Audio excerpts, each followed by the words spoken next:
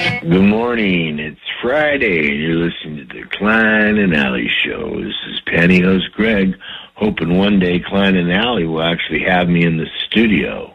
Welcome to the Chocolate Factory. Sweet ribbon. Rock those panty lines. Am I right? Emojin Poots. It's not about that Monday, Tuesday.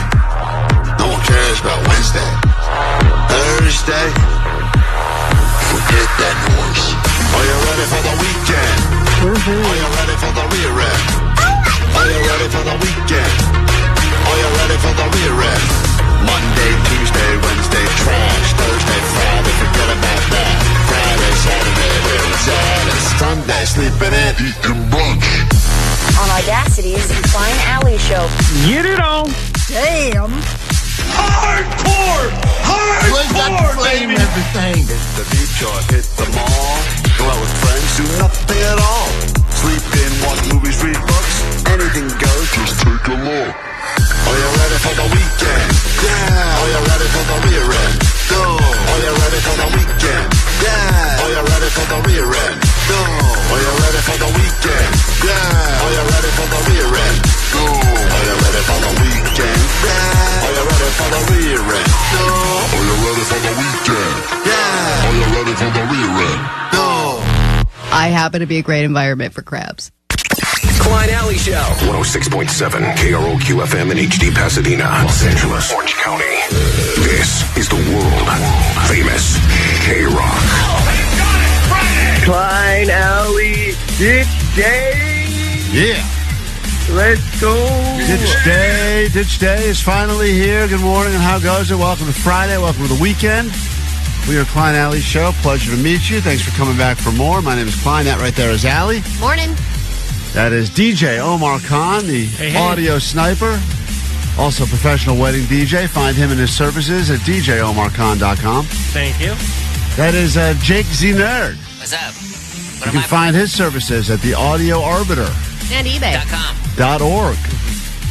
Because he's a nerd and he loves that .org crap. You can find Jake on eBay trying to unload stuff that no one wants, like used comic books. He definitely would have been the guy with the Earthlink email address. Oh, yeah, he definitely... Man, if someone tries to give me an Earthlink anything anymore, I just walk away. It's Hotmail, dude. All right, whatever. In the back, you got taking the calls right now. Postmaster Johnny, he'll be in the studio a little bit later this morning for some Johnny Doesn't Know. Guy who does not know what Earthlink is. Does not. Nope, doesn't even know what Earth is, I don't think. And there's Vanessa, also known as Vanessa. She will bring the Latino party to the airwaves of KROQ at some point today. And she had to repeat 4th grade, and there's nothing wrong with that. Nothing wrong. Not because she's dumb. Just want to point that out. Yep. It's because she's from another country. And she's making her mom proud. That's right. She is. Every single day. We got a decent show planned for you today. Coachella tickets continuing. Talk about all the things that took place at FireAid last night. Some surprises. Last night on Earth got performed. I was really happy about that. And a guest to sing it with them. That's right. It was a couple of Billies. In fact, that's how we're going to kick off today's show before we get into it officially. This was one of the big performances of last night. It was Billie Joe Armstrong, Billie Eilish joining forces together to sing this song at the Forum, a song that we brought back to the airwaves of KROQ to celebrate all first responders and let you know, victims of the fires, we're thinking about you on KROQ.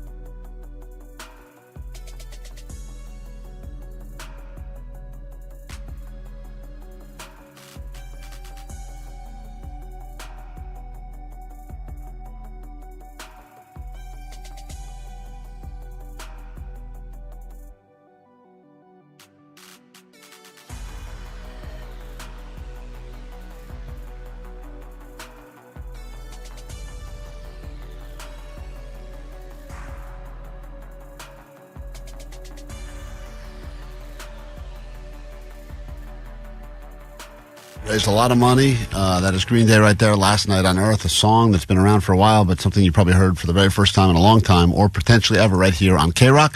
On a Friday morning, good morning. How goes it? Lots to get to today. I just realized, Allie, that after the show today, Jake has won the opportunity because he was so successful in his non-alcoholic blind beer taste test. He will be getting back into my car, and we will get to spend 2 hours minimum together as we drive up to Snow Summit for Ditch Day. Yeah, live bros, woo! You're going to live stream? We may be doing some live streaming. I just remembered. You can do one of your car chats together. This was some PTSD from last year. This is the type of stuff that I had to sit and listen to for the 2-hour drive last year. Crack pipes, same as DMT. You don't want to put flame directly onto the drug because it doesn't work as well. But dabs, you do put the torch onto it. So you don't have to smoke dabs out of a crack pipe. But DMT and crack, yeah, you smoke out of a crack pipe. So there you go. It was lots You asked! I don't think I did. Yeah, you were trying to figure out how to take dabs. I don't think I was trying to figure out how to take dabs. Yeah, because someone gave us wax last time, and you didn't know how to take it because you're a noob. Do you feel more like a dad now? How do you take a dab? Will you tell me? Definitely. Is it like a crack pipe? I never said that. The thing about Jake is he just thinks you talk to him about things. He says what he wants to say. I mean, Allie, this was like the whole drive up last year. My sister bought this. My sister bought a load of horseshoes, and she was going to turn them into art, and she never got around to it. Now, did I ask about that too? Did I ask about your sister's horseshoe collection, Jake? No, I didn't. I know, it's a good story. I guess you're both equally bad with money. Yeah. She spent all her money on horseshoes. You shouldn't buy horseshoes. You should buy rocks and comic books. That's a good investment. My dad did it instead, and he turned them into dope-ass shit, and it looks dope. That was me burping to try to stop him from the nonsense. To try and mask the fart smells? Yeah, it was just an entire ride of this, and I fear what will potentially be coming up in today's conversation. Jake, would you at least maybe be willing to bring some snackums for Klein since you didn't bring him anything last time he drove you all the way up the mountain? Well, I brought some stuff. He just didn't want it. You brought yourself one drink, and you brought yourself one bagel that you ate. Could have had some. You didn't never. Why would you share a bagel? You Why never. not? 'Cause we're road bros. We share bagels. If you split a bagel, is just a ridiculous thing between two grown men. Yeah, we're not road bros. Let's just We're totally road bros. We're not road bros. I'll bring you like a little sandwich bag of Cheez-Its. How about that? Allie, here's this A conversation. sandwich bag. I read. Because that guy was like a legend for all those Seattle bands, Soundgarden, Alice in Chains, Pearl Jam. This guy was like the front man before, grunge really blew up, and then died before, next right in Soto. Next right, 0.6 miles.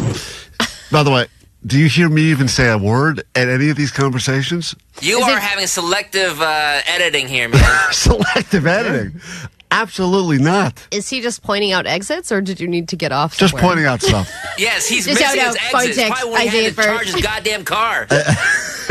That's probably because I fell asleep during his history lesson about music. That I was missing and the so exit. did the car. Yeah, everything fell asleep, and Jake's just continuing, just rambling on. So anyway, I can't wait to, on Monday, tell everyone all of the riveting conversations I'll be getting into with Jake the Nerd today on the drive up the mountain. Bro. Jake, do you have some material that you're planning on unleashing on Klein on the way up? Or No, I think it's better if I just do it natural. Stream of consciousness. Is that what did you do last year? Natural, or were those planned conversations? That's totally natural, man. When you start talking, No. things start happening. Plan some stuff. We're good at talking with each other. I think, this year let's go the opposite route. Let's plan. Nah, man. Plan a couple conversations. I think planning will be worse. Yeah, I think you're probably right. Oh, God, it was woof. And well, anyway. when you're in a conversation like that, and then you finish like the first thing, and you're like, okay, we must be there, and it's only been like 10 minutes. Yeah, I think by the time I pulled out of Jake's driveway last year, I was out of anything I had planned. Yeah. I'm looking forward to it. All right, well, great. Anyway, if we got another pair of, I think we have the final pair of lift tickets to give you, which I know maybe today your plan is waking up, go to work, whatever. Let's go ahead and change your plan. We'll give you that final pair of lift tickets. I think we have to get rid of it by 8 o'clock this morning because they got to get your name on the list so you can get into the mountain. So that'll be happening very soon. Vanessa, is it before 8? We got to do it quickly, right? At some point soon. We got to give them away. Before 8, you right. Before 8, you right. We got those tickets coming up today. We'll do that. We got some Netflix or Notflix to get to. When we return, though, $100 of Allie's cash is up for grabs, and you can battle anyone on the show. You can go against Jake right there, the sweaty guy, take down Johnny, Vanessa, keep it old school with Allie, you can battle me if you'd like to, or DJ Omar Khan. The choice is yours. It's a Pick Your Poison Friday for $100 cash, and we'll do it after this quick break. If you want in, call now. 800-520-1067. That's next. Coachella might be one of the most iconic music festivals in the world. All right, music festival goers, the Coachella lineup is here. Let's talk about Coachella. This is going to be epic. The Coachella lineup has just been announced. Headliners are Lady Gaga, Green Day, and Post Malone. All week on KROQ. Win a pair of 3-day passes to Coachella. April 11th through 13th and 18th through 20th. Empire Polo Club in Dio. Featuring. Hey, this is Billy Joe from Green Day. Green Day, Post Malone, Lady Gaga, Megan Thee Stallion, Travis Scott, Jimmy Eat World. The Prodigy, The Original Misfits, The Beaches, Reba Doobie, Joe, Basement Jaxx, and tons more.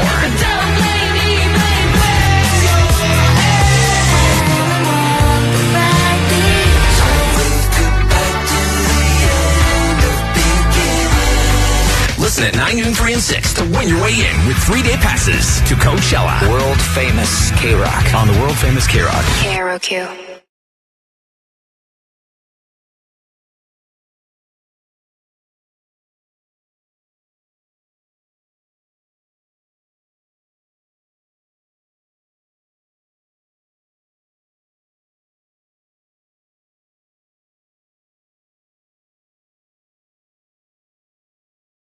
On Sunday, like a big dumb idiot, I decided that I was going to make spaghetti. And then I realized as I started putting the spaghetti on the stove that I had no sauce. I was sauceless. Now, sometimes not a big deal. Not a big deal. You could whip it together. You could take some, if you have anything floating around, do olive oil, Parmesan. There's ways to survive. But the kids wanted sauce. I wanted sauce. So I thought to myself, I know roughly how long this is going to take to boil on the stove. If I can get in my car, get to the store quickly, I could probably time this perfectly. Oh my God. Where I get in my car, back out, get the sauce. Is your store like 5 minutes away? I can get to a real grocery store would take longer than 5 minutes, but there's one of those like kind of everyone's got that kind of weird like half liquor store, half convenience store. They have tomato sauce there. And it's probably been there for years. Yes, it's like dusty tomato sauce. And it usually just says market. Right. Yeah, exactly. Right. Like everything feels shady about it. Like you don't know. Yeah, totally. The guy working there feels like when you actually go there to buy one of the things, they always look at you like, "What are you doing here?" Like they're used to selling lottery tickets, cigarettes, and booze. And anyone who comes up there with like a quote grocery item, they look at you like, "What the hell are you even doing here?" I think they even look surprised that they have that item. They are shocked. I mean, I walked in. They're like, "Where'd you find this?" I ran in. I'm like, "Yeah, pasta sauce." The guy goes, "I don't know."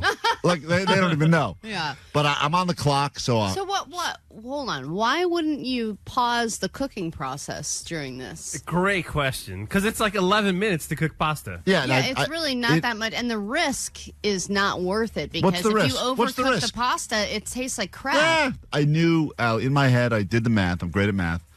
I said, "All right, I just got to get. If I'm in my car within 1 minute, it's going to be 2 minutes to get to the liquor store. As long as not a long line of bums there, I can go ahead and make my way to the front." That's the thing, though, is with liquor store, it could be a very quick process, and it could be a long holdup. If there's one person who has questions about their scratchers, you're screwed. I got into my car, didn't even put my shoes on. That was my other plan.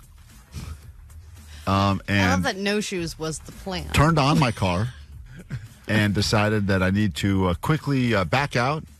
And I never opened up my garage door. Oh, dude, again? Are you kidding me with this? So I backed my car into a closed garage door. Well, that probably messed up the garage door, too. Allie, I didn't realize this because, once again, this is a newer place we live in. The garage door was one of those doors that has like glass. It has a glass plating on the door. So I backed my car into a glass garage door. Wait, your garage door is glass? It's not glass. I mean, it's aluminum, but it has glass windows? Yes, what Omar's saying. So it has enough glass that whatever I did shattered all the glass. That's what I know I did. Oh, my God. So now I'm sitting there, and I realize that I have smashed the garage door so hard that it is completely off the track. I mean, dented like a car drove into it, which is what happened with shattered glass everywhere. And the liquor store might upcharge you a lot more for the pasta sauce, but not as badly as the garage door people will upcharge you for whatever. In my head, I'm going, I can't believe I'm going to pay $5 for a jar of pasta sauce. I get $3 a wrap. Exactly. And then I realized as I hit this garage door, well, that's going to be $5,000 that I just did. So now I can't get my car out of the garage. Car is stuck in the garage door. The garage door cannot open up or down now. It's just middle of the way. Now you got to run. So, and I've got barefoot, and there's shattered glass everywhere. It's like that scene in Die Hard. Whoa. Shattered glass all over the place.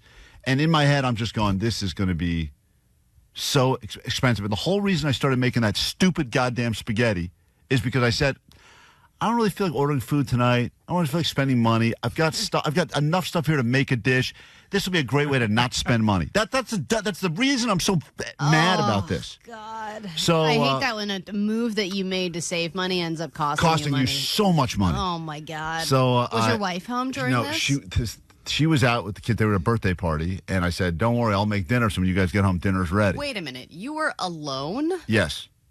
So you were going to leave your house with an open flame and pasta sauce boiling? Yeah, and a dog. So there's like literally no reason to rush. You could have taken all the time in the world. The reason to rush is because she had said to me an hour before, we're going to leave in an hour. I hope dinner's ready when we get back. And then she called me a half an hour before and said, hey, we're going to leave. Klein might get punished. And then she called and said, all right, we're going to leave it. How afraid are you of your wife, man? Terrified. No. I need to get the sauce. She loves sauce. And then she said, we're going to leave in 10 minutes. She goes, is dinner ready? I go, oh, it's almost ready. And that's when I started the process of trying to make it. God. So listen, it was a big... So how do you explain this to her? Does she still not know? I said, I think a bird flew into the garage. 17,000 birds all at once. And then bird strike. No, I said there was an incident. I'm going to take care of it.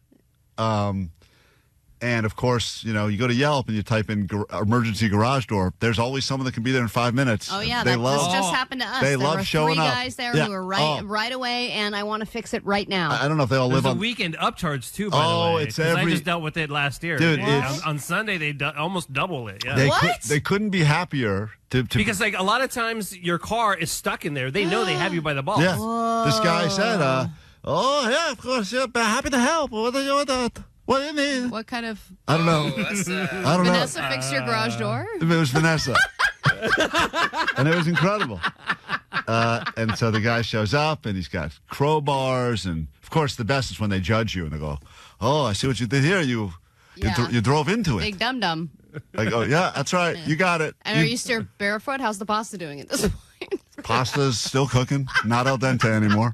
I'm barefoot. I've got shards of glass in my feet because I'm walking. Really? Because everywhere I walk, even me trying to push the garage door open is just releasing more and more shards of glass. Still trying to push it open to get to the store? No, I was trying to push it open so I could get my car out. Okay. I was just trying, but it was like so close. I have pictures. I'll show you some of these pictures, but it was, anyway, I just got the estimate yesterday. So what's the estimate? My spaghetti dinner, which was originally going to cost me no money plus a $4 or $5 jar of pasta sauce, is now looking to cost me $3,700. Oh my God! Oh my God, dude! Can't you just blame the landlord? No. Right, Omar? Yeah. No. I'm looking. There's probably footage too. There's probably video evidence of this. Don't you have renter's insurance?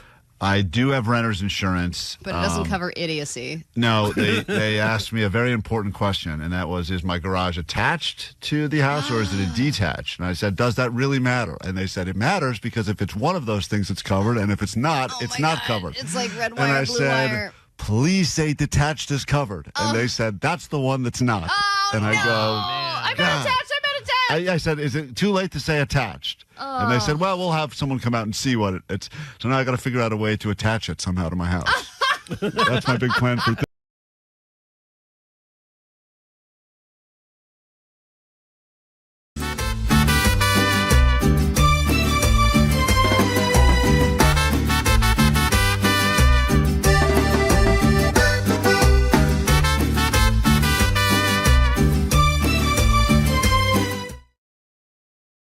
On a reunion? What? what? Yeah, we'll break it all down coming up a little bit later this morning with your ADD news. It's KROQ. We are Klein Alley Show on a Friday morning. It's Ditch Day Friday. Last pair of lift tickets to come and hang out with us as we leave the KROQ studios at the end of the show and head up to Snow Summit. 1 to 3 open to the public. Love you to come by, say hi, have a drink, maybe doing some skiing, snowboarding, or just turning snow yellow. It's what it's all about. We got $100 up for grabs now, like we do every morning around this time, and you can battle anyone on the show on a Friday. It's a Pick Your Poison Friday, and there's so many theme songs on the Goat Line Alley because no one knows who someone's going to pick. So if they picked me, we'd play this theme song. He gets his wife pregnant just so he can stare at her boobs. Let's find out if Klein knows the news. Yeah.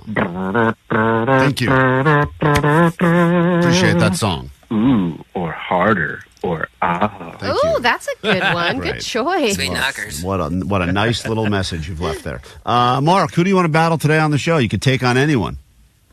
I think I want to battle Jake the Nerd. Whoa. What? You mean the ace? Jake the Boar. Oh, my God. You draw the ace? Do you regret that yet, Mark? A little bit. Yeah. That's right. What happens. Welcome to our world. Imagine sitting in the car with that for 2 hours later. That's what I got to do. All right, go ahead and sequester Jake as he leaves his nerd hole. He will not hear these questions. Mark will have a chance to answer first. If you do better than Jake, you will get $100 of Allie's money instantly. Here we go. Allie's going to ask the questions on Friday. It is time for the Mark/Jake the Nerd edition of Allie Knows the News. Allie Knows the News. Okay, Mark, question 1. This artist joined Green Day on stage last night at the Fire Benefit concert to sing a duet version of their 2009 song Last Night on Earth. Oh, gosh. Billie Eilish? Question 2. This famous Van Gogh painting of a woman with resting bitch face is getting her own room at the Louvre. Woman with the pearl earring. Okay. Number 3. Some people are still returning to their homes in Altadena. What was found to be living underneath one of the homes? A cat.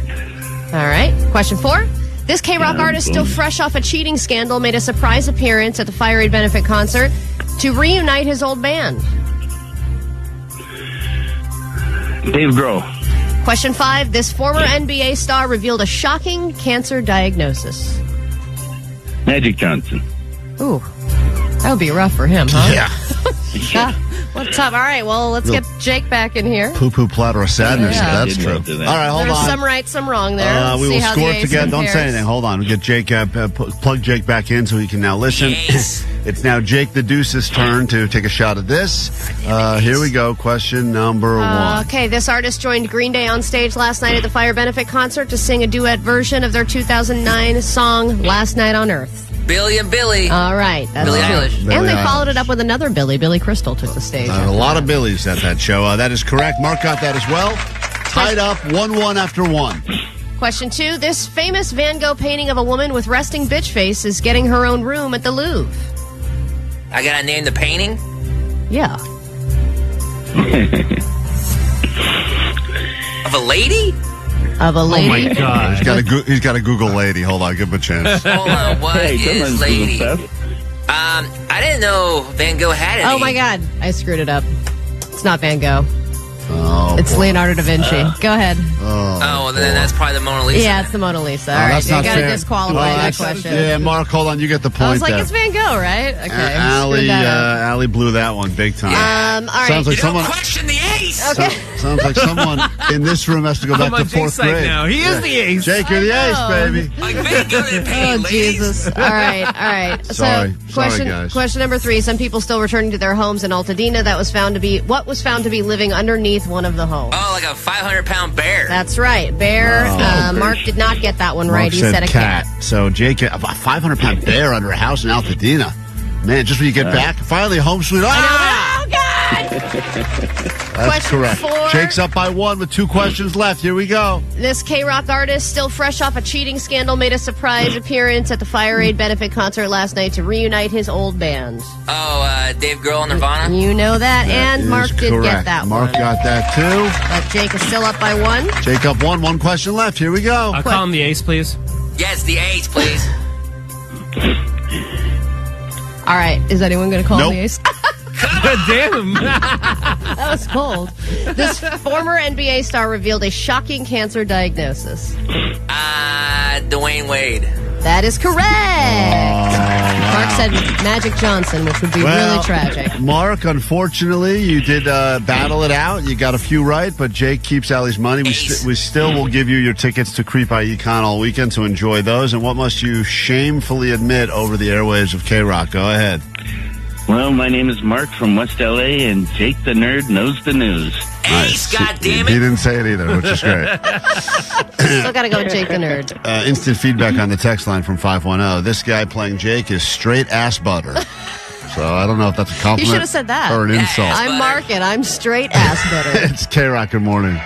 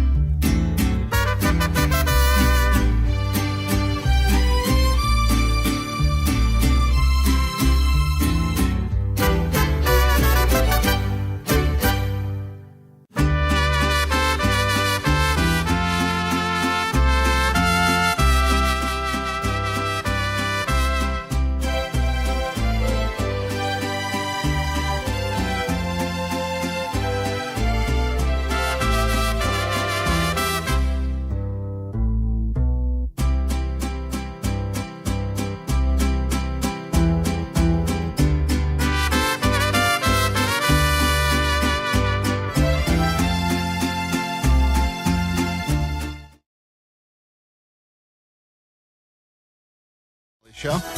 A little bit later, in fact, I think joining us in about 30 minutes, there's been a lot of talk this week about doomsday, and we got one of the scientists. I can't believe this guy agreed to come on with us, by the way. Does he think we're a different show? He must, right? He thinks the world's going to end, so it doesn't matter. Oh, yeah, because he's one of the guys that's in that panel of all of the smart guys that sit around and pretty much crunch the numbers and decide how much time we have left as a world, as a civilization. He's on like the board of atomic scientists that decides what the doomsday clock is and how close we are to midnight. So he'll be on with us to explain, because all we saw this week was the headline. The headline says we've now moved closer to midnight than ever before. Midnight means game over. We're all done. We don't exist anymore. And obviously there's a ton of reasons why that is. But can this guy dumb it down enough for us to understand it? That is the real question. Oh, that is the greatest challenge that he will ever face. Yeah, I think after talking to us, we're going to move another second closer to midnight. But this is the guy. This is the audio that I played during ADD News. This is the guy we're talking to. It is 89 seconds to midnight. We are adjourned. Boom! That guy? That's the guy we got? The guy that gave the announcement. The guy who's like, it is 89 seconds. Adjourned. Man, that guy must be fun to live with. I got to ask questions about his relationships. He married, he good in bed. I got a lot of plow on the regular. I say that every time I start having sex with my wife. We're 89 seconds to midnight. Adjourned. I say it to her every time. Oh, you guys would never stay up till midnight. No, never. But 89 seconds until I climax. Adjourned. That's what I say every time. Adjourned. Last night, there's been a lot of talk about all the things that happened at this FireAid, including the, quote, Nirvana reunion, which, I don't know if you can even really use that verbiage necessarily, because, yes, there were Nirvana songs played, and Dave Grohl was on the drums, and Kurt went back on the bass, right? So you did get two of the three members of Nirvana, and then I think there was different people that took to the lead vocals. Pat Smear, Joan Jett. I thought it was amazing. Yes, but can you, and I guess this is a real overall question about music and bands in general, to call a reunion, right, or to say it's, obviously if a member is dead, they'll never be able to rejoin the band unless it's through hologram, which I still can't believe we haven't figured out yet. Still can't believe that. I thought Kurt Cobain in hologram form would show up. That would have been awesome. Amazing. And I don't know why some people have a real problem with hologram. Like they think they'd rather have. I don't think that would be amazing at all in this instance. Really, kind of whack. What why? if they AI? It would have been really What if they inappropriate, gave him did an AI tribute where he was like an AI version of himself, being like, guys, no one loves LA more than me. Don't want it. And I want you guys to donate now, and I will match anything that Billy Crystal puts up tonight. Yeah, that would have been cool. I mean, the technology is there. But the other option is, right, you bring out other performers from other bands, and then they make up the missing parts of the bands. Interesting that he went with all women after the scandal. Yeah, that's right. That's he slept with them all, including his daughter. That's not true. That is a rumor. No? That's not true. This is actual Nirvana right here on KROQ. Forget everything Omar just said 5 seconds ago. Dave, we love you. Of course. Lithium, KROQ.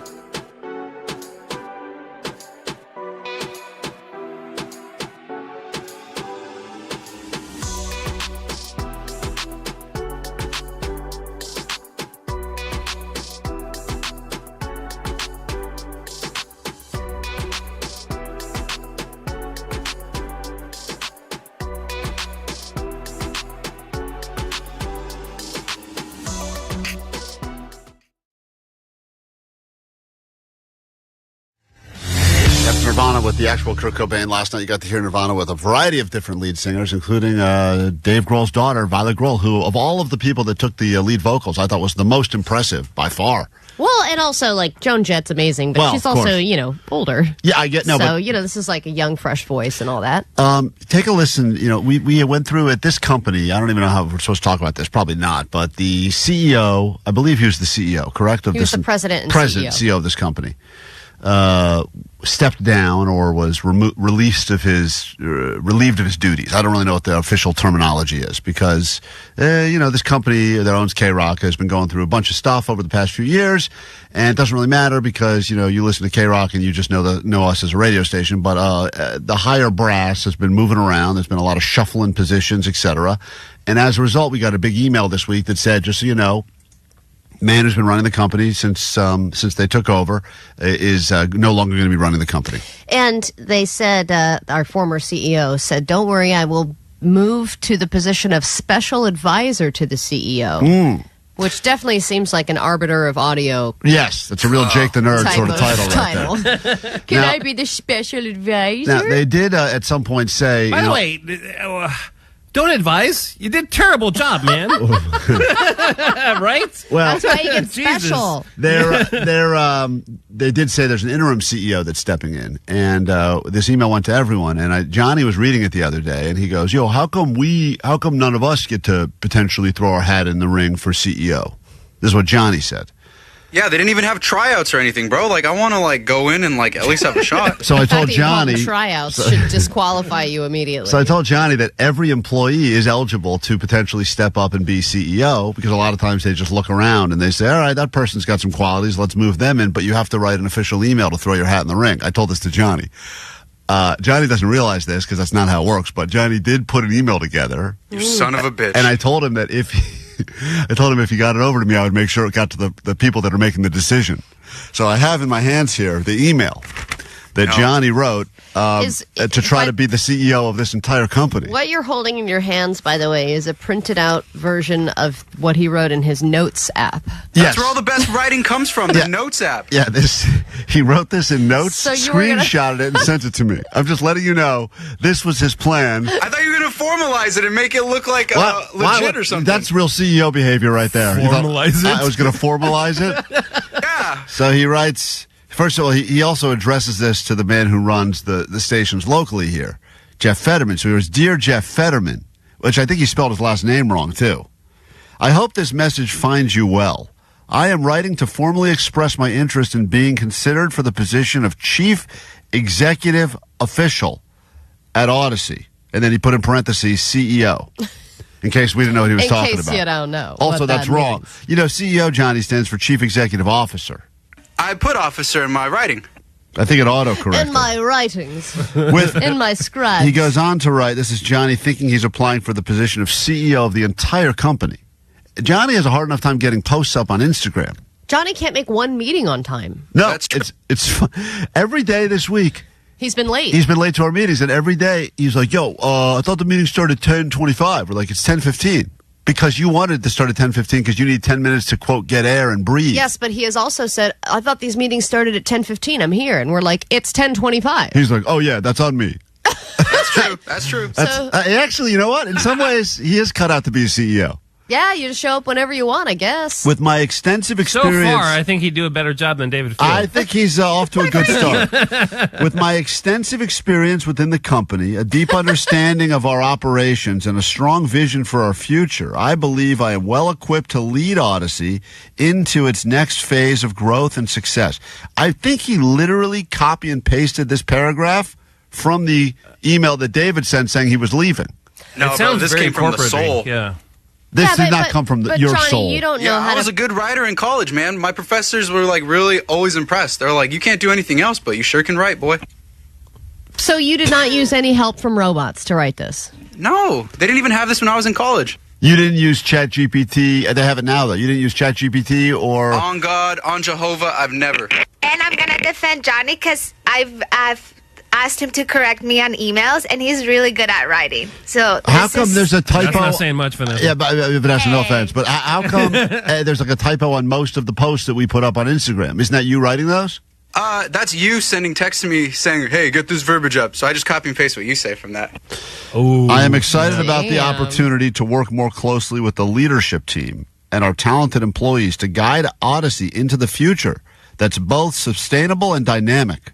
I would greatly appreciate the opportunity to discuss how my experience, skills, and passion and ability to slay the ladies. Jeez. I added that. With the goals of this company and how I can contribute to Odyssey's ongoing success at the highest level. Thank you for considering my candidacy for this significant role. I am looking forward to discussing this further. I'm looking to discussing this further. Sincerely, Johnny. So I mean, this is actually a very well-written letter, but I wonder, Johnny, if we were to give you one follow-up question, what is your strong vision for the future of Odyssey? Get everybody paid and have Fridays off. And maybe Mondays, too. You know what? I'm in, dude. That's great. This guy, Johnny for CEO. Take back everything I said, and I'm sorry we mocked you with this fake letter, but boy. Thank you. And you tried to get Employee of the Month multiple times and failed. Couldn't but do maybe it. this is what you're going to get successful. Johnny, you got my vote. I wish God this didn't... bless America. Well, sure. Bad lovers. I am a lover, not a fight. Actually, I'm not really a lover.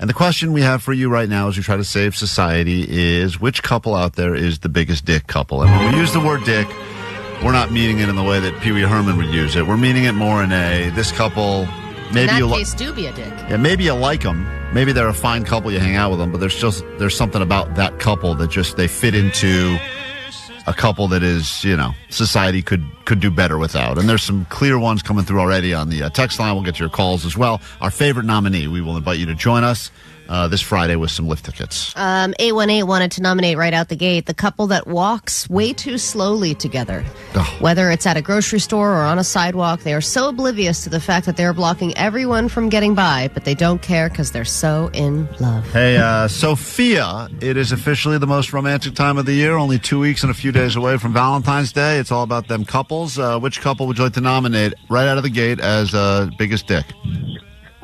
All right, here goes to Maria and Dan. Well, you don't have to give specific. You have to give specific names. You suck. But what did Maria and Dan do that you think make them a terrible couple? Okay, so I didn't mean to do that. Okay, when me and Maria, we make plans, and without any notice, she brings along her boyfriend. Okay. Oh, yeah, the invite without asking. Well, I don't like that either. It's the couple that can't do anything separate. So even if it's clearly an event where it would not be a couple event, it's always the one couple that for whatever reason shows up together. But they don't say anything in advance, like that the boyfriend's going to be there. Right, and it was probably pretty clear. Like she was thinking, girls' night, we'll get drinks. And they're like, oh, there's Dan. And let me Thanks, guess, Maria. Dan's boring. Yes. Okay, great. We got it. Yeah, that's like if Dan was cool, then they wouldn't say anything about it. Yeah, I know a couple like this. I think they finally broke up, but it became almost a joke that it didn't matter. We almost would set up the events to go, let's see how far we can push this to see if she still comes with him. So we'd be like, if we set up golf, she couldn't possibly show up. There's only 4 people in the group. So we'd say golf, and then she'd show up. What? Would she play? No. She was like, I'll just hang out. We're like, what is going on here? Don't you have a better thing? Don't you have 2 cars or something? Yeah, oh my God. Mark, all right, open nominees. Don't be a dick couples, as we're officially entering the most romantic time of the year. Our favorite one, we'll get some tickets to join us Friday, Ditch Day, Snow Song. What's up? Yeah, the couple that shows up to the function like already deep in conversation, and then when you get there, you can't even add to their conversations because they're just constantly going at it. You can't even add to anything that they're saying. Interesting. So they're in their own stratosphere. Like a fight? Yes, exactly.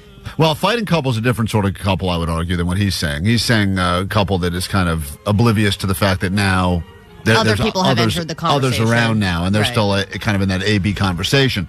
The fighting couple, which is an interesting one as well, obviously, are the couple that everything could set them off, and one of them's always mad at the other one. Yeah, but one that I like even more, 626 put in on the text line, is the couple that seems very happy together, but then when they're alone, they will talk crap about the other person in the relationship to you. Yeah.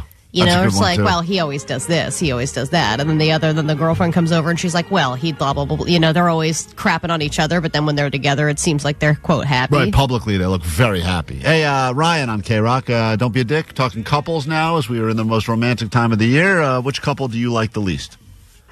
Yeah, I like to nominate the couple that has to plan a double date and fights every single time a date is planned. Not even an hour goes by, and there has to be an argument for the most pettiest thing. It's interesting. For example, sometimes you didn't wake me up for Disneyland. Yeah, sometimes that's the glue that keeps that couple together, is the fact that they're so heated. Because they always say not fighting at all is a big red flag. If you're not fighting at all, that means kind of you're both checked out. But yeah, if you're but then fighting, there's always fighting. You're fighting constantly about every little thing. And it's always interesting, too, because I've sat next to, like, people at restaurants before where there's a couple that's been together for a while and then, like, a new couple. And the new couple's getting along because they still like each other. And then the couple that's been together for a while is like, look at your future. Yeah. All the steak. Well, you shouldn't get the steak. You're not going to eat it. You have a heart thing. Right. George, KROQ, welcome. It's Don't Be a Dick Couples. Our favorite nominee will get tickets to join us Ditch Day. What do you got for us? Hello, guys. How are you doing? Great. Doing fine. So the couples that talk to themselves like babies, one to each other, and they also talk in third person. Give me an example of the first, the baby talk, please. So, let's imagine John and Katie, and John is like, hello, how are you doing? And the other one is like, I'm good, baby, I'm good. And they talk to each other like that. They're like, oh, baby bear, and they're talking one to each other like that. Keep going. I'm still unclear. Give us a few more examples, if you could. Like, oh, you were talking about the steak, and they're like, oh, you're a big boy. You would like to eat the steak today? And they're talking like that, and you're like, what is going on with these guys? Uh-huh. Do you have an example of what that would sound like? What did you say? Do you have an example of what that would sound like? So it's just like that. They go on and on and on like that, and you're on the other table hearing them, and it's kind of really uncomfortable to hear that. Right. And if they were by themselves on the bed doing pillow talk, how would that sound? Like in the phone? Yeah. Oh, it would be the same. Yeah, give me an example. All right. So they will be like, oh, you're working today? You're working? When are you going to be home? I'm waiting for you. I want to see you today. And things like that, you know? Right. Yeah. And if one of them ordered a donut and the other one wanted to try the donut, what would that sound like? Oh, my God. Can you please give me a piece of your donut? I really want a piece of your donut. Right. I get it. Starting to make sense out. Right. All right. I find that really annoying. Yes. Right. I can see. It sounds like it. All we right. can understand now. I think we have a clear picture. I get that one now. But we'll come back to you later. Yeah. Think of a good example, George, so we can role play a situation. We'll get back to you in a second. Daniel on KROQ, good morning. Don't be a dick. What's up? Good morning. What's happening, guys? Looking for nominees for the biggest dick couples. As a result, tickets up for grabs, and we're going to save society by eliminating one of these couples once and for all. What's up? So I hate the couples that when you're at dinner and this couple, they're having such a good time that they have to make sure everybody around them knows it. They're joking around and trying to make everybody else kind of envious of their happy relationship when, sometimes I'm having a real conversation about I forgot eggs or toothpaste, from the grocery store. Yeah, I get it. I wonder what that would sound like. George, back to George. George, if the couple you're talking about is having a conversation about eggs or toothpaste, how would that sound? George? Does the baby want his eggs like these? Scrambled? All right. With the toothpaste? All right, hold on. Great. Okay. Different. Good nominee as well. We have a different George on the phone right now. He will not. He's playing for second place. But go ahead. Other George from the 562. What's up? Yeah. My deal is the younger person that thinks they're a life coach offering you advice on how to raise your that's a kids. good one. Yes, that's a great nominee. Like, I found the person of my dreams Right. because I did this. Oh, yes, the couple that thinks they can answer all of your questions. They know their relationship was made at 5 years successfully, so they are the gurus figured out life, of relationships. That's a great nominee. 626 wanted to nominate me personally and my wife, and I just wanted to say couples who look like each other. Oh, I hate that. Is definitely God damn. something that really aggravates people. Yeah, I agree. Jen, it's time to nominate couples. Don't be a dick. Got to pick our favorite in a second. Give away this lift tickets. Which couple are you hoping to nominate? Hi, guys. Hi. Sweet Dips. Sweet Dips. I want to nominate the swingers, like the open relationship.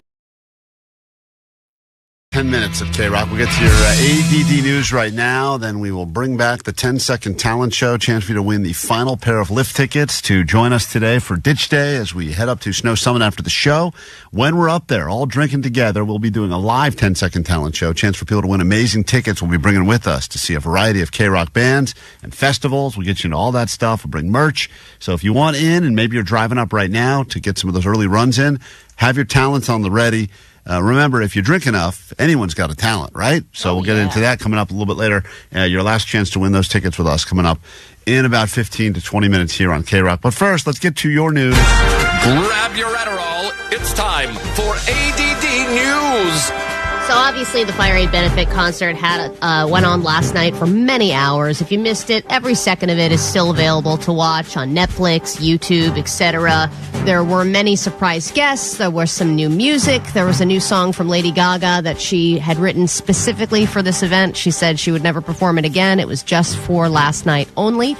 You also had a Nirvana reunion, of course, without Kurt Cobain, but Dave Grohl had a rotating... Well, he had like a revolving door of all kinds of great female artists, including his own daughter. And we got a surprise cameo from Dr. Dre performing California Love.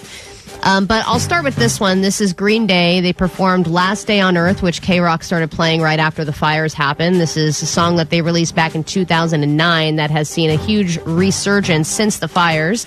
And this is during the second verse, Billie Eilish coming out and the crowd reacting.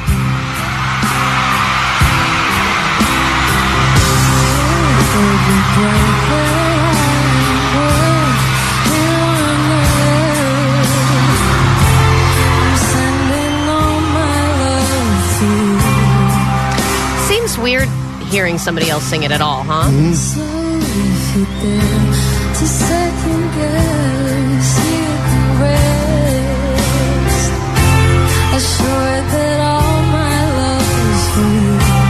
And she was to be performing at the Dome, so a lot of people weren't expecting to see her at all. They had made their choice, and then it was like, oh my God, you have to hope, if you're making one choice versus the other, that some of the artists are just going to kind of make the walk over. Yeah, I wonder where she parked. She chose to park near the Forum or near the Dome. It's interesting. I know, if you have to choose. Let's get alley parking space. Allie's parking spot 9 miles away, where she saved $1 and she got 6 shuttles to get over there. You think Billie Eilish pulled it up and was like, $115? This is ridiculous. Yeah, probably. There you go. What a beautiful moment, right? Yeah, there. that was one of many beautiful moments. And then, of course, Billy Crystal came out as well and talked about his home and how it was one of the many homes that had burned down. He was wearing what he had worn when he lost his home. So that was an incredible moment as well. Incredible performers coming together to help those in need.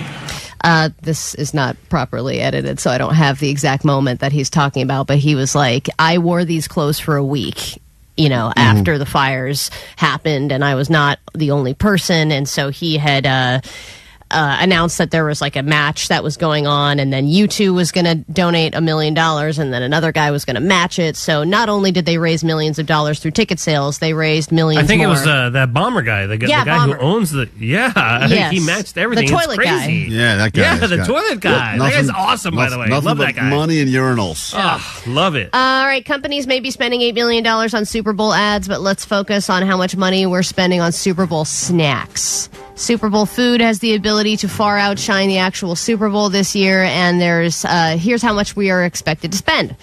On average, people will spend $142 on game-related expenses, which is up 22% from last year, and that is despite the fact that the majority of viewers say they will cut back on Super Bowl spending this year. Let me save you some money right now. I know you're going to think you need to have a veggie platter because you feel like you have to have an option for people that want to eat healthy. But that veggie platter is going to go in the garbage 95% untouched. Don't even bother. No one will say, God damn, that party was great, but where was the veggie platter? You don't need it. They try to sell it. I go to the grocery store. I see all the Super Bowl setups, the snack setups. Mm-hmm.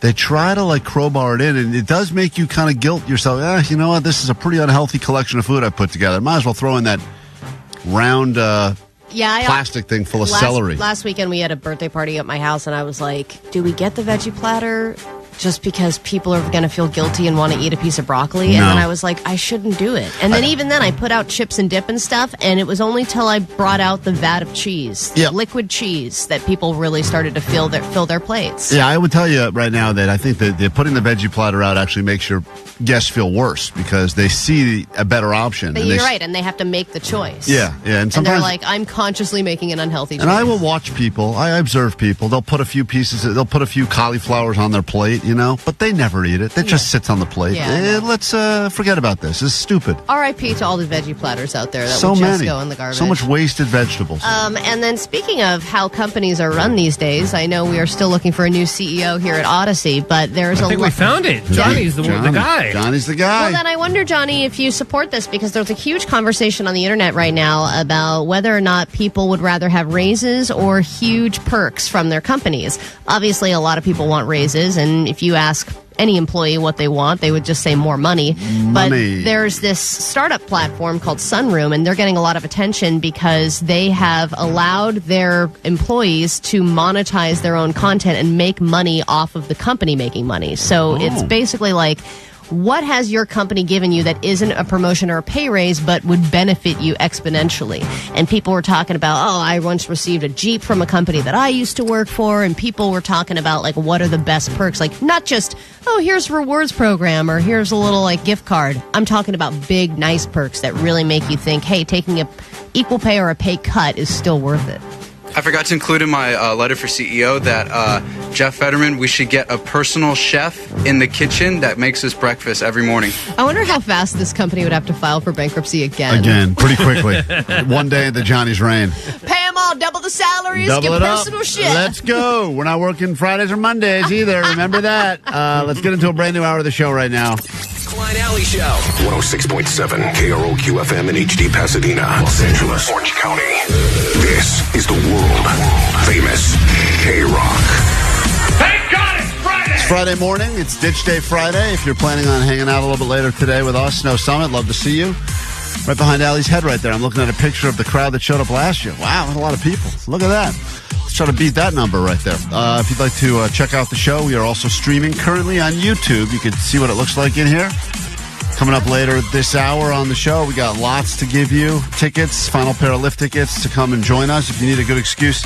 Nothing better than waking up today thinking you're going to your job, only to realize that plans have changed. Of course, if you'd like to just join us, you can just start heading up the mountain. We'll be there starting around 1 o'clock today, 1 to 3, Tommy's Bar at Snow Summit. Love to hang out and have some drinks with you, and then go out and throw snowballs at each other. That's the fun stuff. This hour on the show, the 10-second talent show. Everyone's got at least 10 seconds of talent. We will let you prove that over the airwaves. Winner will win those tickets and be able to perform their talent in front of the masses up at Tommy's Bar later today. We got that to get to. Allie is going to be forced to do her New Year's resolution, which means rekindling with another stranger from her phone, a form of contact. I actually reached out to a few people yesterday that did not answer again, and then I did get a hold of somebody eventually. But what's backfiring is that now all of the people that I've called over the last month are starting to finally call me back.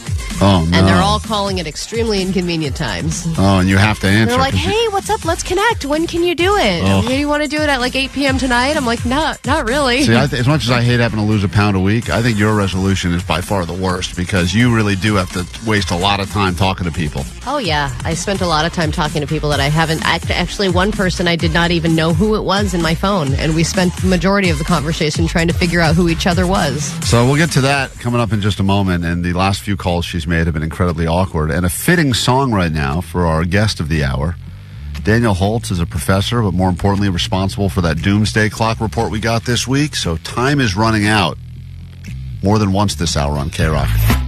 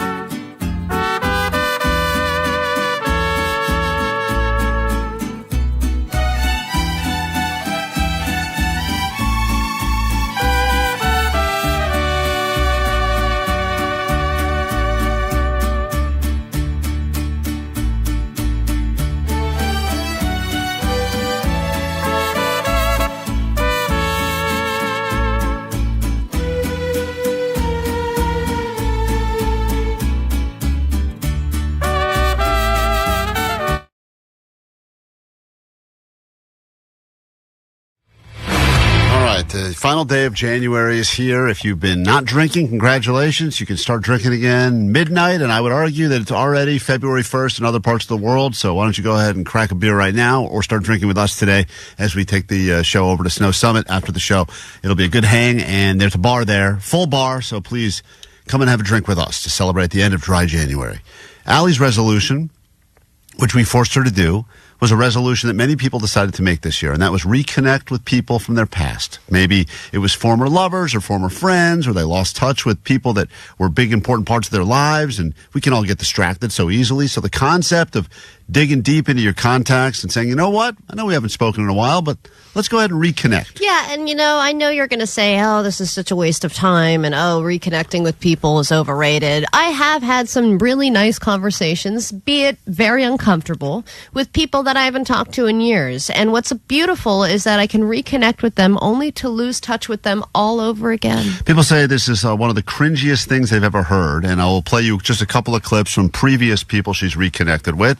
This was, I guess, a friend of hers that she used to know, and listen to all the excuses Allie's already heard as to why people have to get off the phone with her. Here's her first call. Yes, I am. Oh, you said that's so sad. Listen, is it possible to call you in a little bit? I'm picking up my daughter from preschool right now. Well, thank you. That was the first person that got off with her and said that she had to go because she had to pick up her daughter at preschool, even though Allie pointed out it was a very strange time for a preschool to be ending. Then this was the second call, or this was one of the other calls she made. This was a former person she used to work with who also had an excuse to get off with her. Well, thank you. We're in a meeting at the moment. Ah, okay. Got it. Thought you were in your truck, so... Yeah, we are. So this guy all is here in my truck. He's The old truck meeting. lots of excuses as to why people can't talk to Allie, but she calls and she has got a new one for us now. So who did you randomly find in your contacts this week? Well, after making a lot of phone calls, I was able to get hold of an old lady named Margareta. And I used to be neighbors with Margareta, and we used to talk regularly because she went on the same walk every single day, and I would talk to her for a while, and then we eventually exchanged phone numbers. She was one of those old ladies who was still driving at 93 years old, and then she left and went into a home. And I was able to call her and talk to her. This I don't think should count because old people are just thrilled to get a call from anyone, and they'll talk all day. Oh, not this one. Oh, really? You found the one old person that didn't want to talk to you? Oh.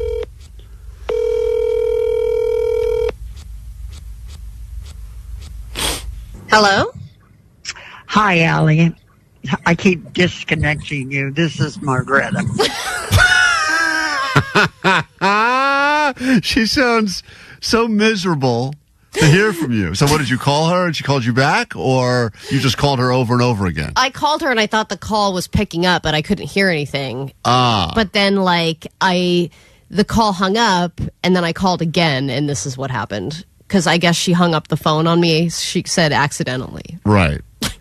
Hi, Margareta. How are you? I'm pretty good. I just wanted to call and say hi. I haven't talked to you in a while. I know.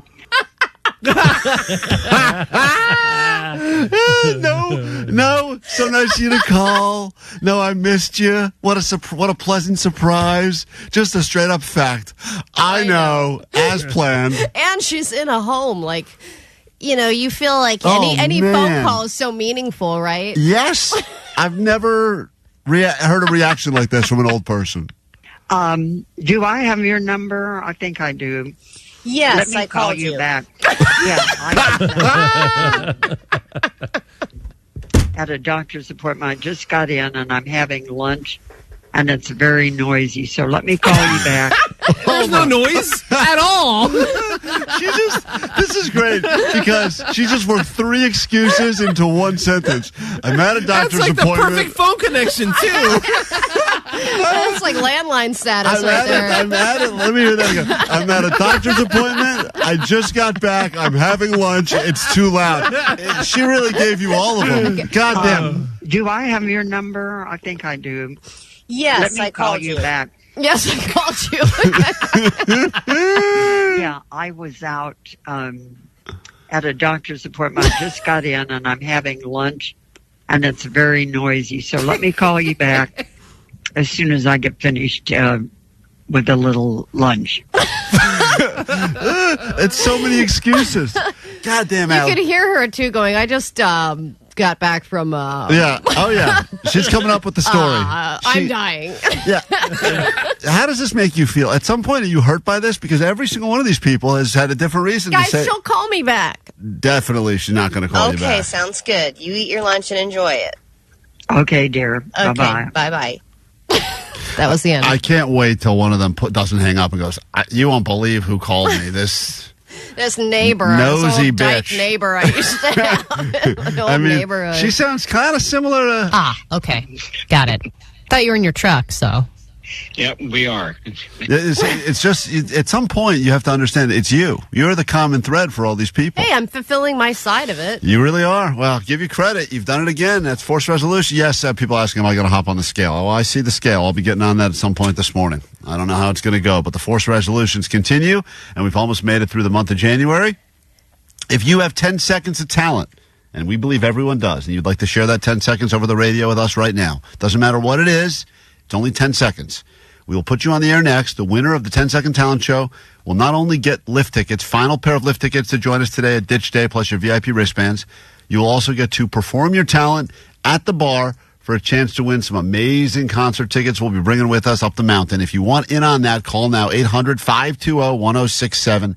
That is next. Coachella might be one of the most iconic music festivals in the world. All right, music festival goers, the Coachella lineup is here. Let's talk about Coachella. This is going to be epic. The Coachella lineup has just been announced. Headliners are Lady Gaga, Green Day, and Post Malone. All week on KROQ, win a pair of 3-day passes to Coachella. April 11th through 13th and 18th through 20th. Empire Polo Club in Dio. Featuring. Hey, this is Billy Joe from Green Day. Green Day, Post Malone, Lady Gaga, Megan Thee Stallion, Travis Scott, Jimmy Eat World. The Prodigy, The Original Misfits, The Beaches, Viva Doobie, Joe, Basement Jacks, and tons more.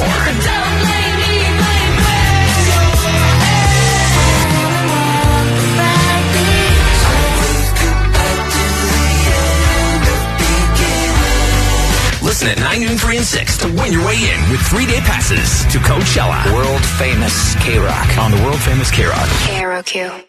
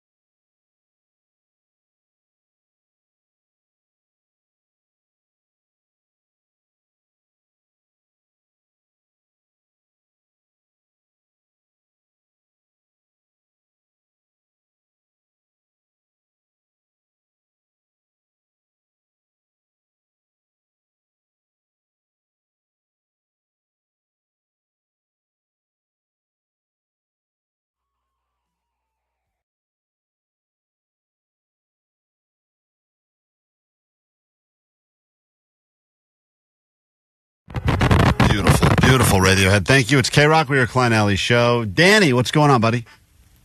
Hey, it's Danny and Steve on the way up. Let's go. Nice. A lot of people checking in on the way to Snow Summit. You got your boards ready, or are you going to be just drinking in the lodge waiting for us? No, we're drinking on the way up. And we're snowboarding, brother. All right. Appreciate it. We'll see you up there. That sounds like a couple of responsible young adults. Cannot wait to get a good, proper hang. And listen, for everyone who's on their way up now to Snow Summit for our ditch day, can't wait to see you around 1 o'clock today. Come hungry, come thirsty, and come ready to hang out. No lamos. We've got another pair of lift tickets to give away right now. And that's why people are already on the phone claiming that they have at least 10 seconds of talent for the 10-second talent show. And Allie, as you know, so many shows on TV are singing competition, dancing competition, cooking they have competition. all these twists on them now. Right. Just nonstop. What if I'm blindfolded and I pick the winner? But you've got to be talented enough to sustain whole episodes and whole seasons, and that's very difficult. Our feeling is that anyone on the planet, even if you consider yourself talentless, you have at least 10 seconds. 10 seconds.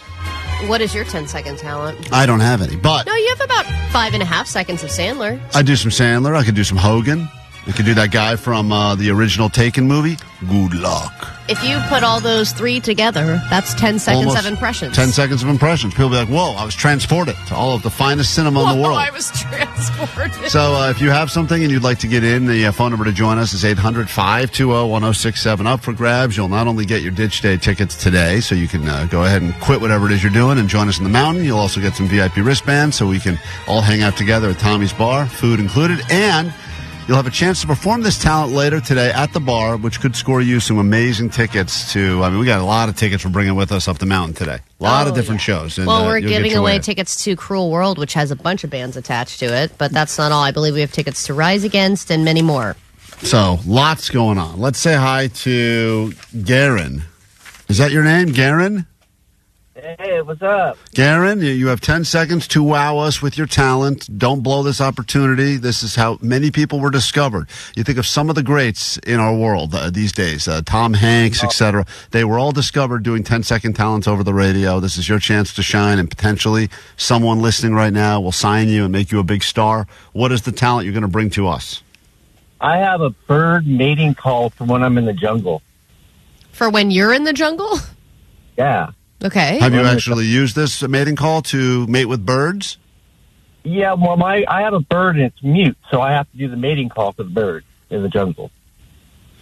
Okay. All right, we have no more questions. No questions. It's a likely story. Go ahead now, whenever you're ready. Garen, your time to shine. Here we go. Here it goes.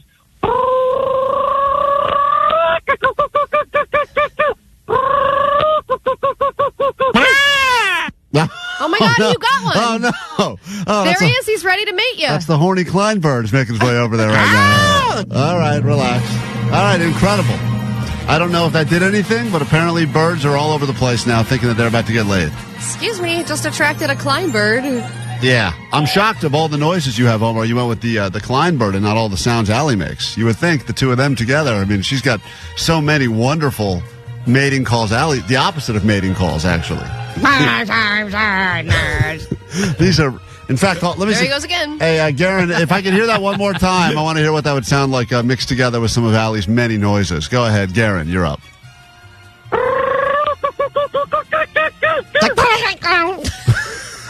It's beautiful. That's beautiful. I don't ever want to go to the jungle. All right, well, that is something. All right, Garen, hold on. It's going to be tough to beat that guy. 800-520-1067.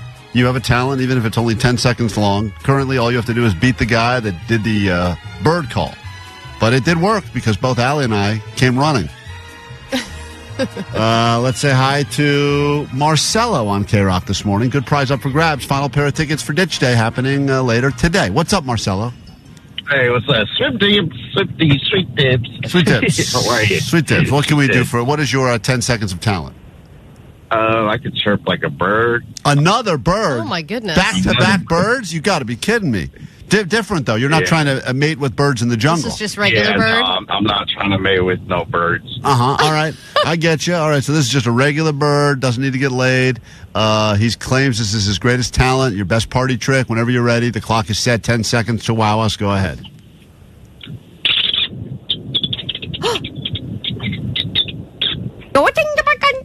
she is. Oh, God. It's bringing Allie out. Okay. That was awesome. All right. It was not awesome. Yes, it was. How does he make those sounds? Yeah, I don't know if That's because it's bird-like. Birds are like, is that a bird? Or it could be a dolphin. I was the mascot at my school, so. All right, let's hear your dolphin impression.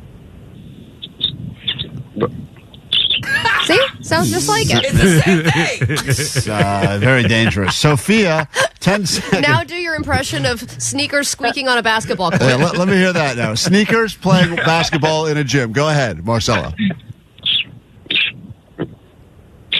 See? Oh. Uncanny. He can do 3 impressions. I think he can do a squirrel, too. All right. Marcella, this is now let's hear your squirrel and your mouse having sex with each other. Go ahead. Wow. Oh, my God. Spot on. Cool. Wiki tire. All right. Good. He's a man of many talents. He may be too talented. A squeegee on glass, please. Yeah, you know what? I actually taught my 15-year-old how to do it too. Right. Okay. That's something you should pass on. Definitely worthy of sharing generation to generation. All right. Let me say hi to Keith. Let's move away from birds for a second. Keith, what do you have for us? Hey guys, Sweet Dibbit. Sweet Dibbits, what do you do for your 10 seconds of talent? Yeah, I got a crow like a crow. Oh, you like got to be kidding me. You got to be kidding me. Another effing bird. These are all very different, though, Klein. Fair enough. Keith, whenever you're ready, someone's going to get lift tickets. They want to brag and show they've got a talent. How often do you have the ability to share your crow impression with the masses? Very rarely. Anytime. All the time. It's very popular. All right, here we go.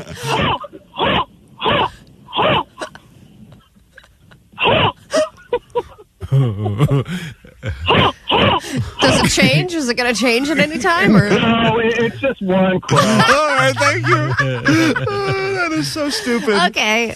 All right. I believe we have someone that is not doing a bird impression. I don't want to hear anything but bird impressions now. No, Allie, it's 10 seconds of talent. If you can do an impression of a bird, call us. Go ahead. You're on KROQ. Good morning. Who's this? Oh, it's a goddamn bird. Oh, you got to be kidding me now. That's an actual bird. That's a real bird calling to do a human impression? All right. No more bird stuff. Okay. We're covered in the bird category. Let me say hi to Sophia. It's the 10-second talent show on KROQ. I understand why we don't do this more. Apparently, I'm wrong with my theory that everyone has 10 seconds of talent. Go ahead, Sophia. What do you do?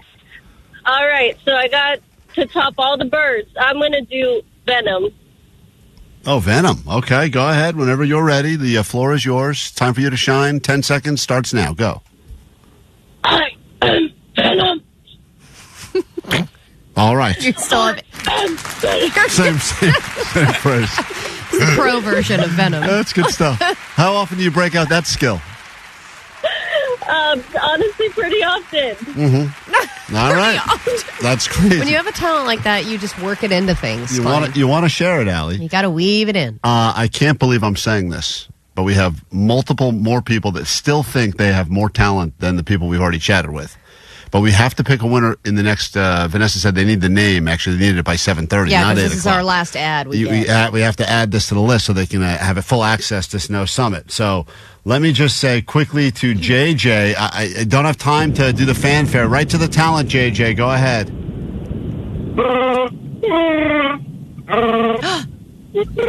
That sounds good. Is that Allie's vagina? That's gargling. That's my vagina. Oh, that's it. Okay, thank you. Hold on 1 second. That's his. That was a good Chewbacca. Chewbacca impression. That's hard to do. A lot of impressions. Not as much dancing and juggling as I would have liked. I believe we had a woman one time in the 10-second talent show that swallowed an entire sword and a balloon. Yeah. And I know you're saying, how does that work on the radio? The answer is it doesn't. And we don't care. But we did it anyway. 970 said, I have so much bird crap on my car now, guys. Just imagine. Everyone's driving around. All the birds are freaking out. I'm warning you all. Put your windows up right now, or the birds will be flying into your cars everywhere. John, we give you. I would love to keep this going, but we can't. We've got a guy on the phone that's going to tell us how much longer we have before we all die. The doomsday clock. He's a scientist. He's on with us in moments. Go ahead, John. Final talent. Here we go. Elephant. Excuse me. It's pretty good. I got to be honest. That's not pretty It's pretty, Allie, that's pretty good. Okay. All right, Genesis. This is really the last one. I think what's happening is we're just lowering our standards. That's exactly right. And that's all we're asking from the audience as well. Genesis, go ahead. I could do a killer crying baby impression. Go ahead. Okay.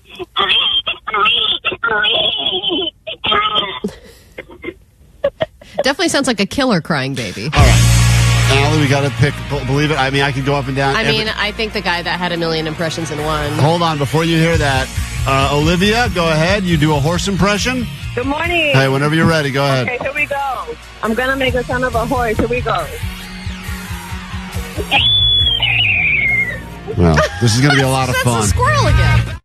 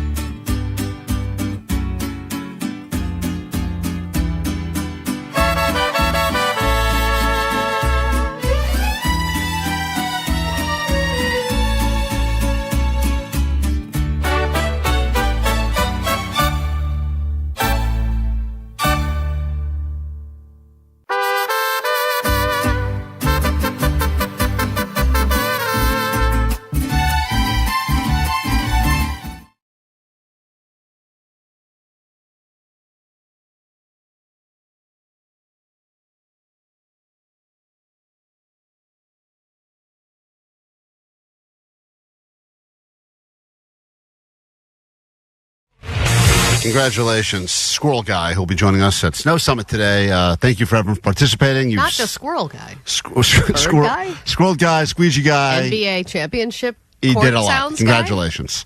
Guys, how long do we have on this planet? There's been a lot of talk of doomsday this week. The so-called doomsday clock. Doomsday clock. The doomsday clock. The doomsday clock. And there's been a lot of talk this week about the doomsday clock and how much we should freak out. On to help answer these questions and let us know if it's time to start trampling each other as we make our way towards the exits is a professor at the University of Chicago specializing in black holes, Allie, just like you. This is Daniel Holtz. Hello, welcome to KROQ, sir. How are you? Doing well. Thank you for taking some of your time away from all of your smart friends to talk to us here on the radio.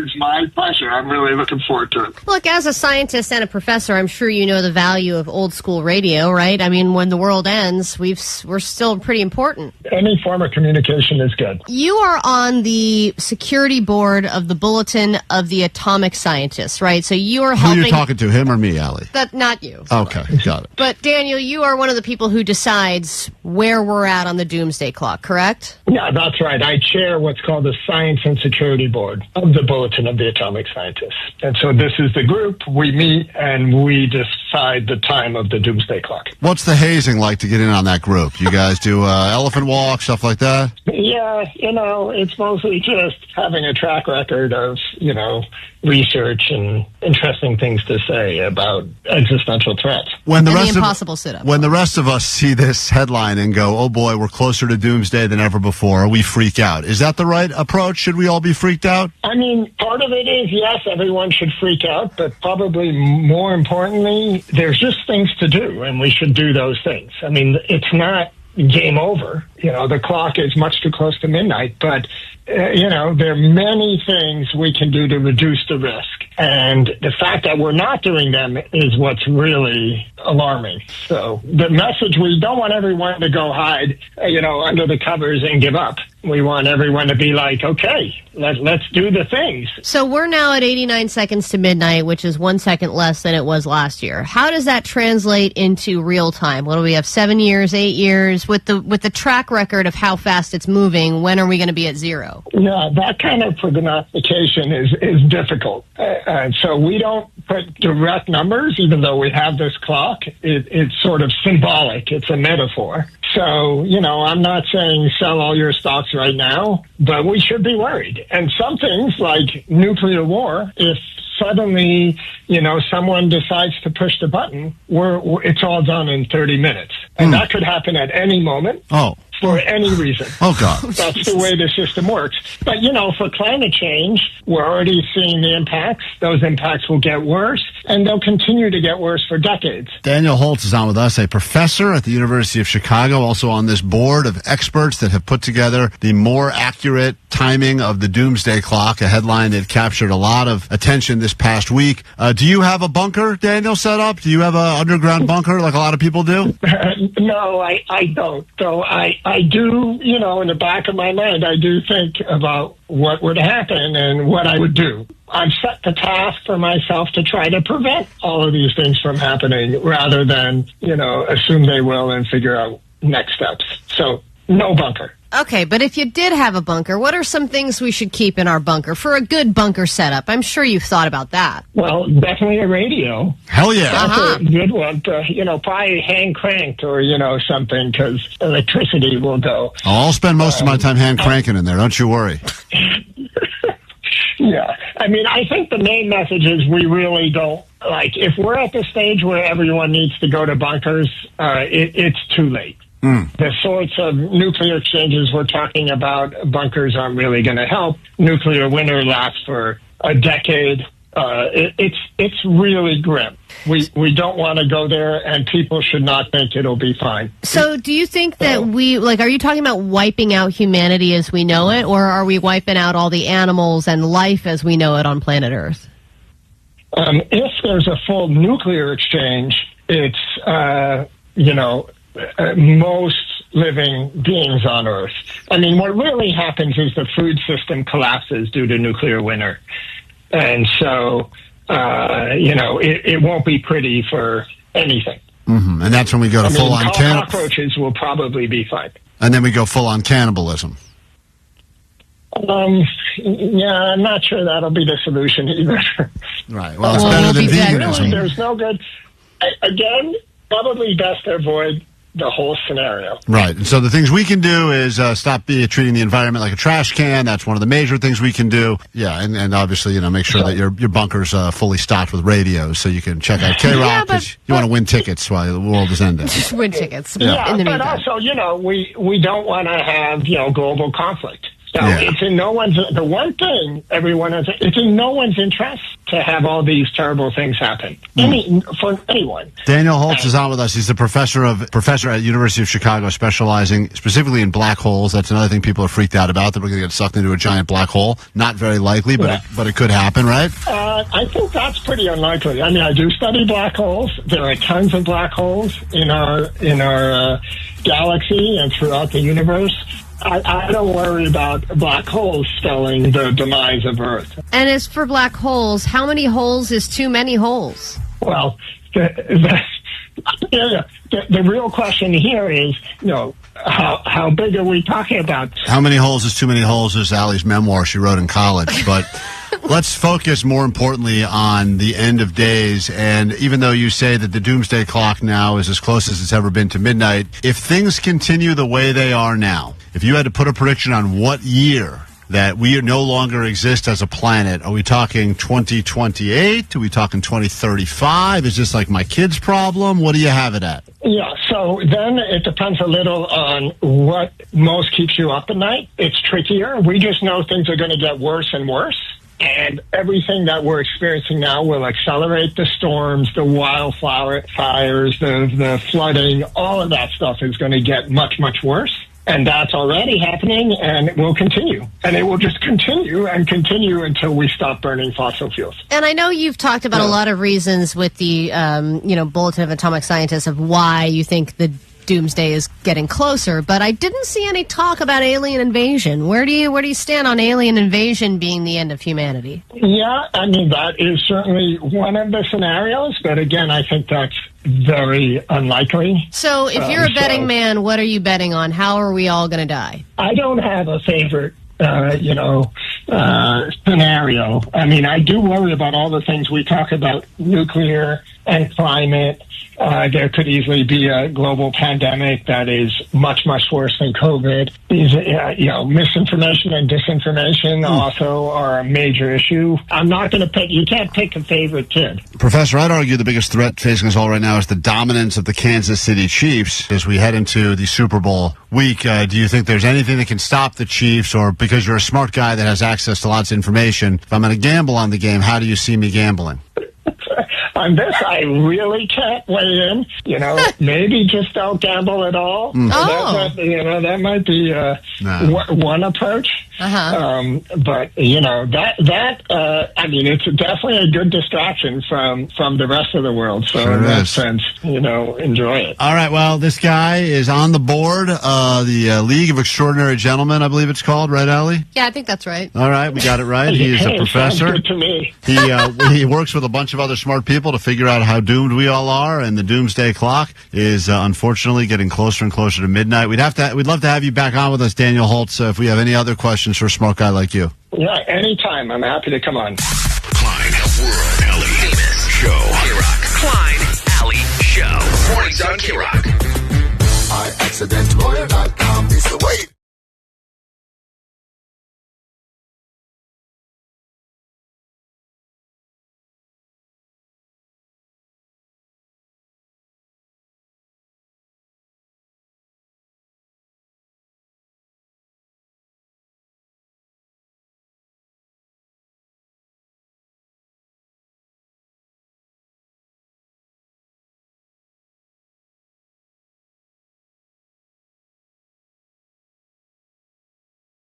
Allie has been taking heat for a while because her wife is very friendly and social, and there have been quite a few things that have come up on this radio show over the years that some of them that I witnessed, like the time we went to Beach Life Festival and she was hitting on that bartender. Got her number, and then ended up watching Atlantis with her on her shoulders or something. I believe it was Sheryl Crow. Sheryl Crow, whatever. One of the Allie, most. why do you say that like you're proud of your wife? Got her number.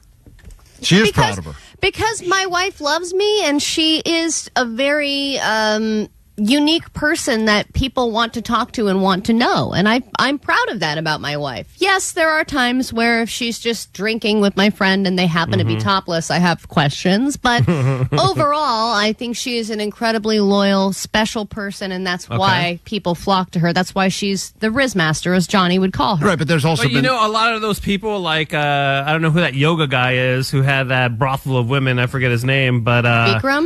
Bikram, yeah. That guy, had the same quality. Everybody wanted to get to know him, and look how that dude turned out. And that's kind of what my wife is doing. She does Bikram yoga. Oh, no. Yeah, she practices She's a new Bikram. And she stays late with the yoga teacher. And she they does do private lessons. Privates. Yeah. Yes, and she has private lessons and private parts they do.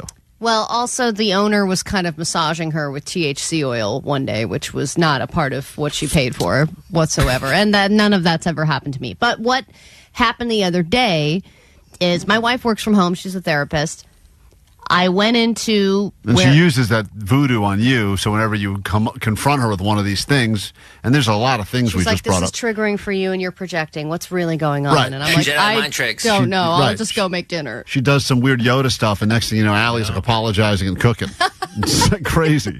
I don't know how she does it, but I got to start getting into this therapy thing on the other side, because you learned some weird hypnotism or something. So I went into the room to grab something, and I notice her computer is set up where she works, and sitting to the side of her computer is her wedding ring.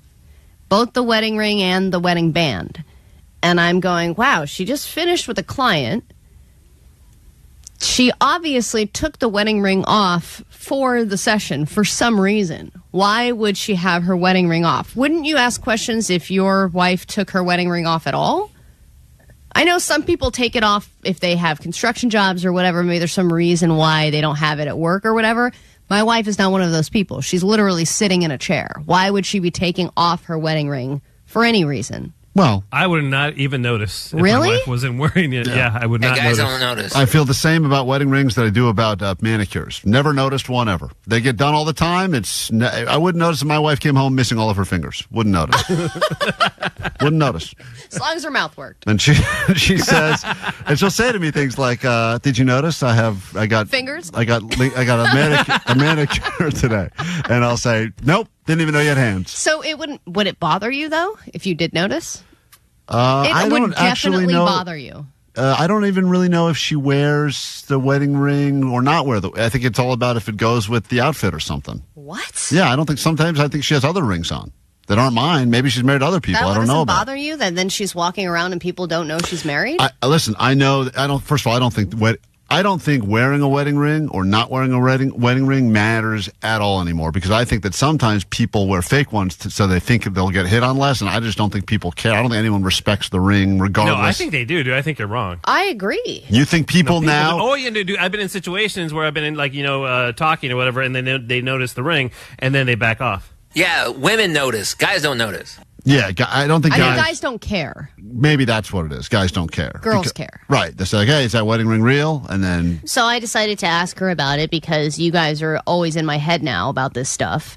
And I just wanted to know what you think about her response, because she gave a few different reasons of why she didn't have it on. Okay, this is what Allie's wife said. I want to warn the country of some things that give me great concern. Okay, well, she sounds like it's been a long road, huh? This is a dangerous and that's a dangerous concentration of power. Okay, that's President Biden. Excuse me. Thank you so much. Well said. Hold on, I got to find this clip. What's this clip called from your wife? I'm trying to find it here. Here I can. Is it? Oh, it's cheating wife. Here we go. No, it's called cheating bitch. I've got it. Right. Allie's gonna, listen, this is Allie confronting her wife here. I wanted to ask you because I noticed something yesterday.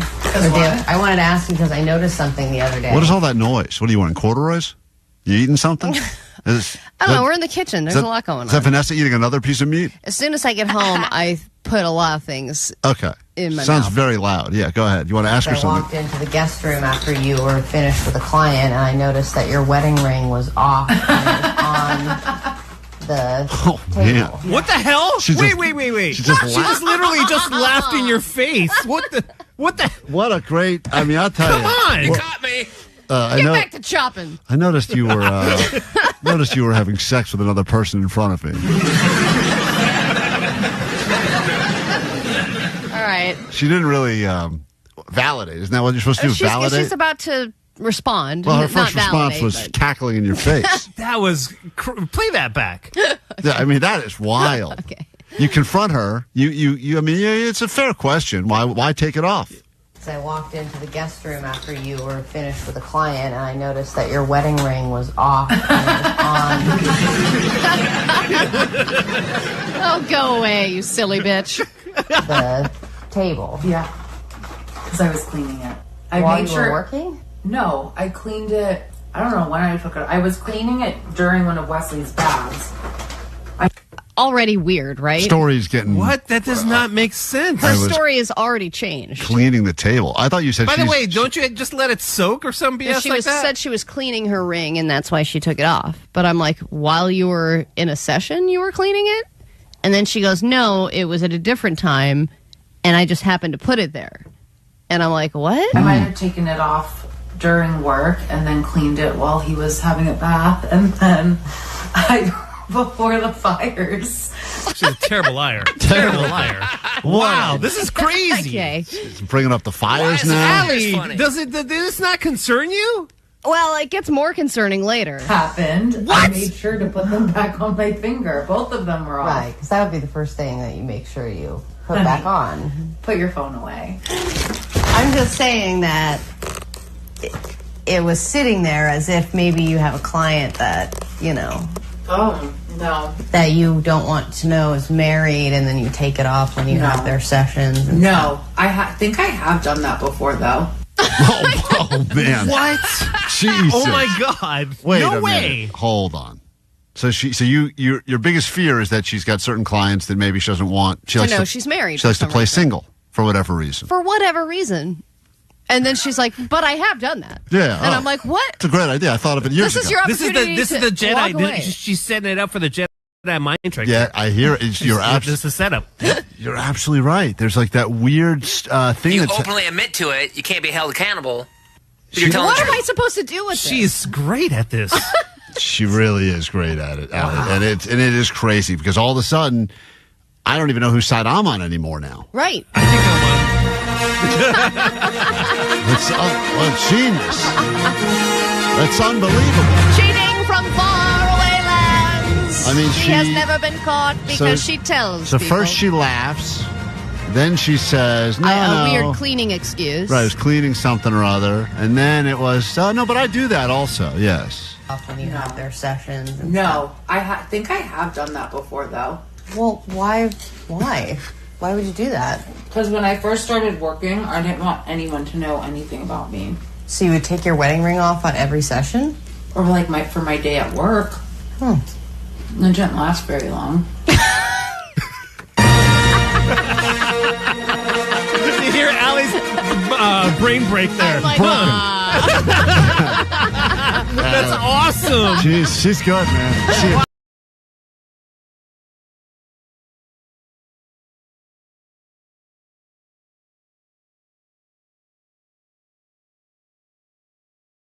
Find out what's going on in the world with your ADD News, and we kick off a brand new hour of the show. That hour will be complete with all sorts of things, including Megan Holiday, who was on location at the FireAid concert in the Forum last night, there on the ground. She will be on with us to break down some of the stuff that took place. A lot of it we saw, some of it we did not. Johnny doesn't know snow sports, as we're heading up to the mountain a little bit later on today, and much more coming up next hour on the show. But first, your news. Grab your Adderall. It's time for ADD News. There were many emotional moments from the FireAid benefit concert last night. Samuel L. Jackson brought out that firefighter who had lost his home in the Eaton fire while he was fighting the Eaton fire. It was emotional seeing him and his family up there. There was an emotional new song from Lady Gaga written just for the event last night. Billy Crystal came on stage wearing the clothes he wore for a week when his home burned down. But there's one moment that gave me the biggest chills, and it came from a surprise appearance from none other than Dr. Dre. I appreciate all the first responders and all the firemen that put their lives on the line. I appreciate all that love. You feel me? Yeah. It's all about love for me tonight. But guess what else I got? Doesn't it give you chills all over your body? Great. I'm goosebumped up. You're just like, I'm tubed shout up. out to him kind of screwing up the whole firefighter. Whatever. Let's get to it. I mean, Fire, that's what last night was, because I think a lot of people, there was a weird, I don't want to say weird vibe. I can only compare it to, there's really nothing I've been a part of that I can compare it to, but when you would watch previous, Farm Aids or whatever, these different massive concerts that over the years, this one obviously hit a lot closer to home, but it did feel like it was a giant love letter for Los Angeles. Oh, yeah. Of course, that's what it's supposed to feel and like. all of the artists that either live here, have made this place their home, or grew up here, it did feel like there was a lot of love in the general direction of LA. And I felt that as someone who's lived here for 20 years, and I know that, the idea was to raise a ton of money and let everyone know that, we're thinking about it, because the reality is now, this fire that was all we could think about and smell and everything else and see for the past, for the first, let's call it week and a half, 2 weeks of January, we moved so quickly. And I think for people that are not personally affected, didn't lose a house, aren't seeing the destructions on a daily basis, the way our brains work now, we kind of move on in a weird way. Not intentionally. But that's why it's really nice for something like this to happen and be so readily available for people to watch. To remind people who, especially live in other states and whatever, that do move on quicker than Southern California residents, to be reminded of what a huge impact this had on our community and how it will for many years. Oh, yeah. This was Billy Crystal. These were the clothes I wore when I fled my house with my wife Janice, like so many of us did on January 7th. It was all I had. Wore it for a week, plus an N95 mask. I looked like an evacuee or someone who had just robbed a 7-Eleven. But everybody's been so supportive. This young girl, she must have been 20, came up to me and said she understood my pain because she had lost TikTok for a day. There you go. It's beautiful. He gets it. Yeah. Everybody has a thing. That's true. One of the other exciting moments was the Nirvana reunion that happened with various lead vocalists. St. Vincent did a song, Joan Jett. But this was the standout to me. This was when Dave Grohl's daughter, Violet, sang All Apologies.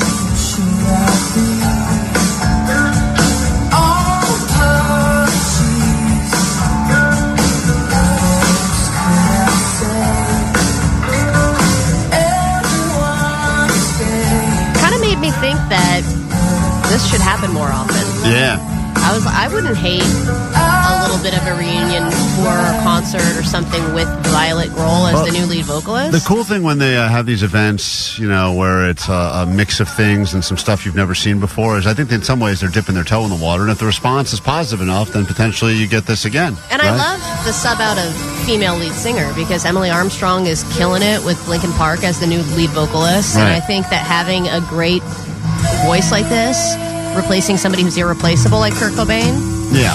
I think it's about time men start replacing female singers. All right? I'm ready for a man Lady Gaga. Man Gaga. Let's go. Step it up. Time to shine. Just replacing the one artist. That's right. All right. It seems like January lasted forever. It's truly the Monday of the year. And this week, yet another tragedy happened with one of the biggest plane crashes in decades. All 67 people died in the American Airlines and a military helicopter that collided the other day. And they've had... they've been recovering bodies, but they also recovered both of the black boxes. So they're going to learn a lot more once they investigate what's on those. And then they've also learned that there was one air traffic controller on duty at the time when there should have been at least two. And there's new video of the crash, which is even more chilling than the original video because you see the helicopter fly straight into the flight path of the airplane. And it's sad because it seems so avoidable. Like if you're a helicopter pilot and you're going forward, it's very obvious there's a giant plane in front of you. I don't know how this happened.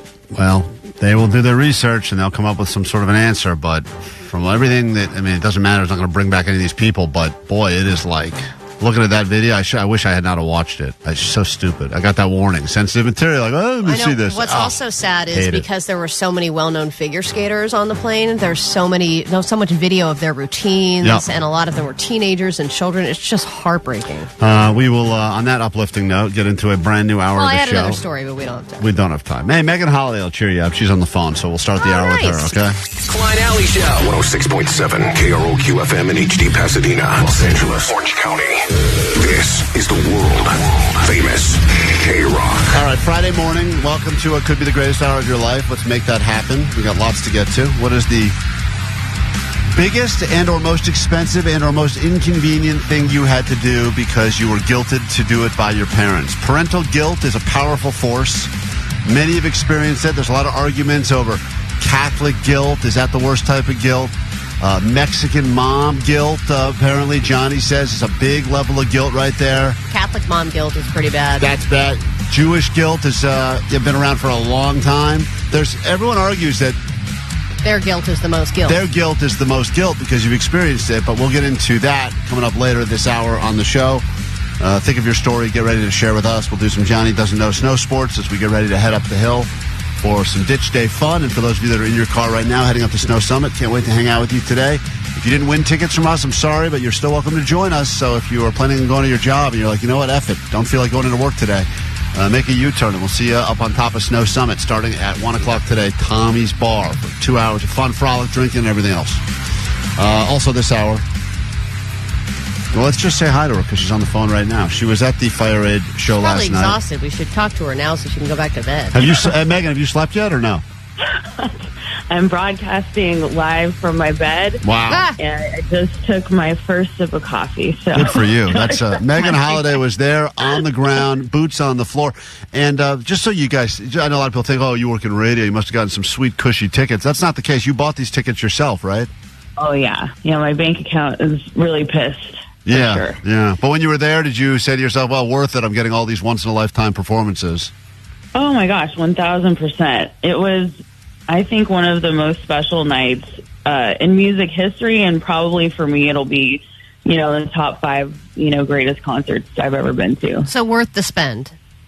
It was 1,000% worth the spend, especially because you knew that your money was going toward, helping so many different people. And, in between all of the bands that were playing, we actually got to see people come out on stage and talk about, their stories, whether it was people who were affected or first responders. And so, it was really emotional and gut-wrenching, and just knowing that your money was going to such a great thing felt good. You know what's crazy is that because Megan's sober, she'll actually get to remember this show forever, whereas a lot of other people would have been Everyone like... else was like, I went to some fire thing. Yeah. It was so amazing. Yeah, I think I heard Nirvana, but I don't know. Who knows, right? Yeah. What was the highlight for you, Megan? Like, I know that Nirvana did the reunion, but there were a lot of other cameos and stuff. What was the biggest highlight for you? Okay, I'm not going to lie to you. The second that Anderson .Paak announced that Dr. Dre was in the house, and Dr. Dre came out, and everybody just went crazy. Yeah. And that was kind of the highlight moment for me. I mean, there were so many amazing things, like seeing Stevie Nicks for the first time, obviously the Nirvana thing, Chili Peppers, no doubt, but there's just something about Dr. Dre, City of Los Angeles, that I don't know. It was just really cool. It was really fun. Do you feel more in love with the city of Los Angeles now than you did even before that show began?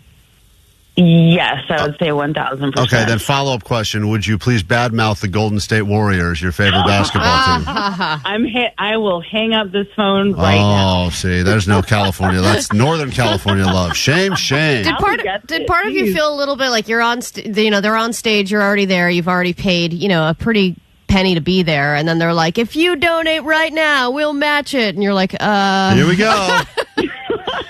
Like, I know that was more for the streamers, but did it feel a little weird in the room? No, it was like, I feel like they really were only pushing that because, they were hopping between Forum and Intuit, so they really only pushed it, a couple times for us and a couple times at Intuit, but yeah, I think it was just more for the streamers because I was like, listen, I've already paid. Yeah, I know. You're like, I'm good on that for now. I'm a radio personality, Yeah. okay? Yeah. That's right. You've given a lot. No need to brag. Well, listen, thank you for representing. We were all locked into your socials last night. You can see some of the cool stuff that happened there. And Megan Holiday representing KROQ at the FireAid benefit. And I know you ran into a ton of listeners that were out there as well. And, of course, I was hoping you would say it wasn't that good so I wouldn't feel such FOMO right now. But because we didn't go last night. And I know, you it's said just top 5 of my life. Yeah. I'm like, damn. Oh, and what's going to kill Allie, too, is just, honestly, Alanis destroyed. I know. She destroyed you. I'm sorry. So next tour we're going. We're going. This will be a new weekly segment called Megan Rubs It In. God so I damn. can't wait for that. Megan's life is great. Yeah, things are going well. Broadcasting live from her bed, that is Megan Holiday. This afternoon, listen to her. She'll give you some Coachella tickets. That's coming up. Yeah. You'll get a chance to win those at 3 and at 6. Have a great weekend. Thanks for joining us, Megan. Love you guys. All right, love you too. Wow. Now I'm sad.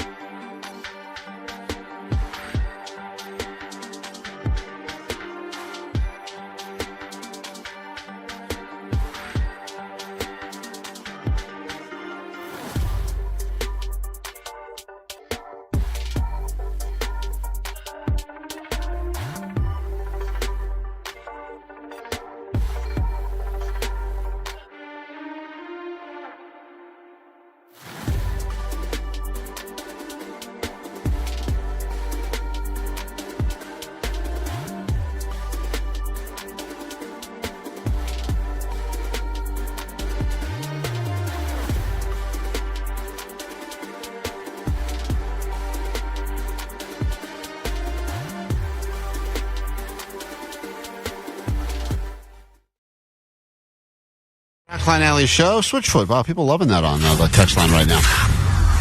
If you'd like to join us for some Johnny Doesn't Know snow sports, he doesn't know a lot about a lot, but he definitely knows very little about snow sports, as we learned yesterday, talking about what we were going to do when we get up the mountain later today for some ditch day at Snow Summit.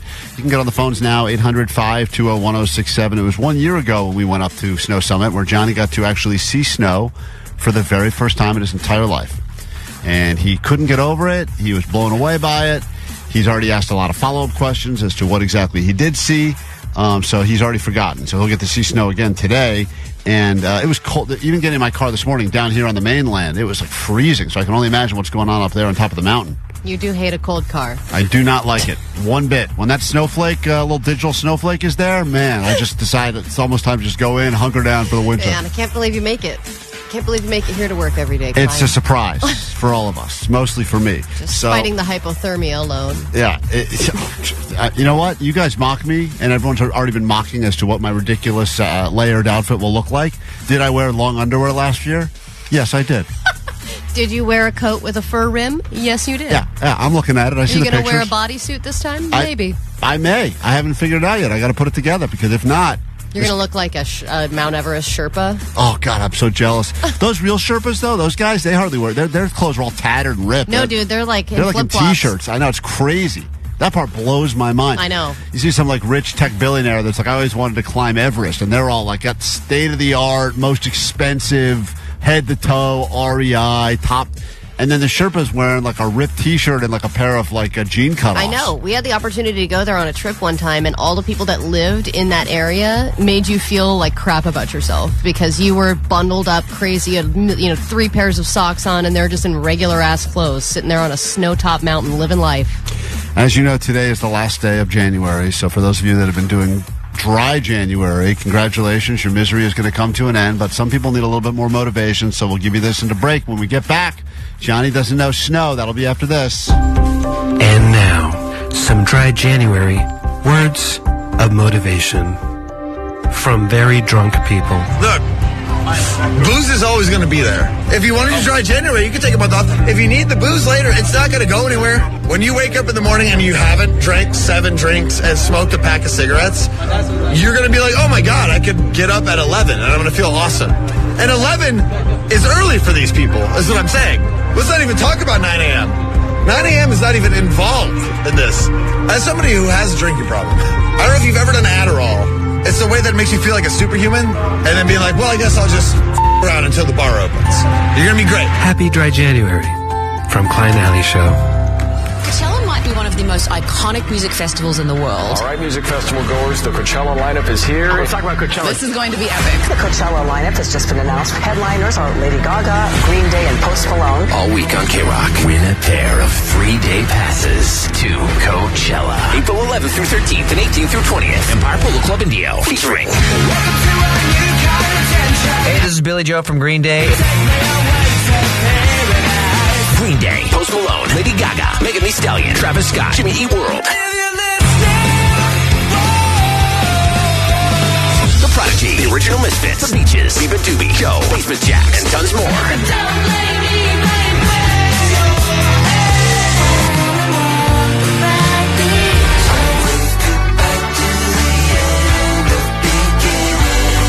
Listen at 9, noon, 3, and 6 to win your way in with 3-day passes to Coachella. World Famous KROQ on the World Famous KROQ. KROQ.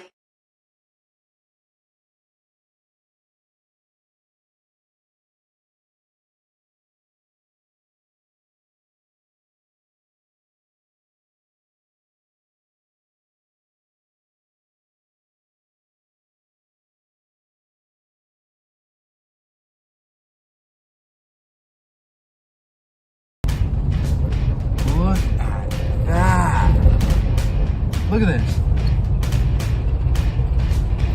Dude, we're in like Colorado.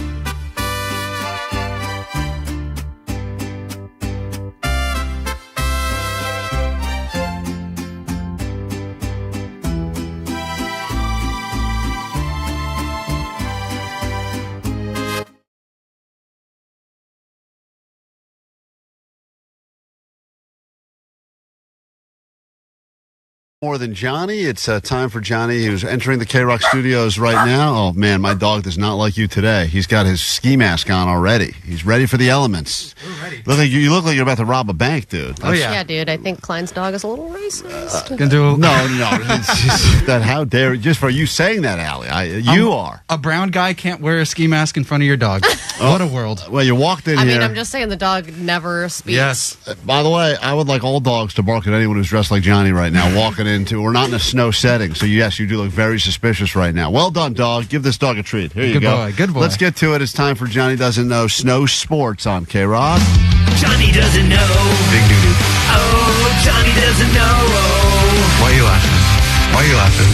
Johnny doesn't know. Johnny doesn't know. I'm not a soccer guy. Johnny doesn't know. Global soccer tournament that takes place. In America or like in the world? Global!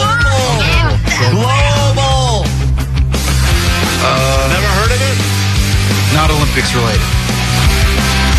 That's Johnny for you. He is a lot. He's the future CEO of this company, apparently. He wrote an email trying to throw his hat in the ring. He wants to be the next CEO of not just KROQ, but all of Odyssey. Mm-hmm. And if you missed that part of the show earlier this morning, we read his entire email looking for that job. And boy, it is interesting to say the least. He's doing the whole pizza every day approach. Oh, yeah. He's going to say whatever he needs to say to get, quote, elected. He believes it's an election. So he's very excited about it. All right, Allie, let's get to it now. There's a lot of questions here about stuff going on. Johnny had never seen snow before in his life until last year when we took this trip for Ditch Day. Johnny, you said it was one of the greatest days of your life. Yeah, it was actually really, really sick. I highly recommend everybody to come out. You can take that off now. No, you got to stay in character. All right. Method acting. Your beautiful face is the only reason people check out the YouTube page. Please take it off. Show your face to the masses. All right, let's get to it now. First question. A lot of people on the phone want to play. Up for grabs. We got 3-day passes for you to go check out all things happening at Creep Econ. And let's say hi to Rhea. Did I get that right, Rhea? Yeah, Rhea. Like diarrhea, Rhea. But yeah. Great. I was thinking that in my head, and I was like, don't say as in diarrhea. Don't say as in diarrhea. How often do you have to say that when people ask you your name? Like, to be honest with you, my name's Maria, but there's so many Marias in the world. Apparently, I wanted to segment, have my own little thing. Is that always the Rhea you go with, or do you go with gonorrhea sometimes? It's all bad Rheas. I know. There's never good ones. You had the only good Rhea going for you, which was Maria, and you decided, let's make people think that I'm liquidy stool instead. All right, fair enough. This is Rhea. All you have to do is predict, will Johnny know or not know this question. Johnny, when it comes to skiing, snowboarding, etc., the easiest slopes are known as green, but what are the most difficult slopes known as? The most difficult... The color or the name? I would want the color and the symbol, I guess. I mean, it's pretty well known. Johnny, will Johnny know this, yes or no? Rhea, as in Dia? Ghana? Rhea? Yes. Okay. Will Johnny know, yes or no? I'm going to say no. All right, Johnny.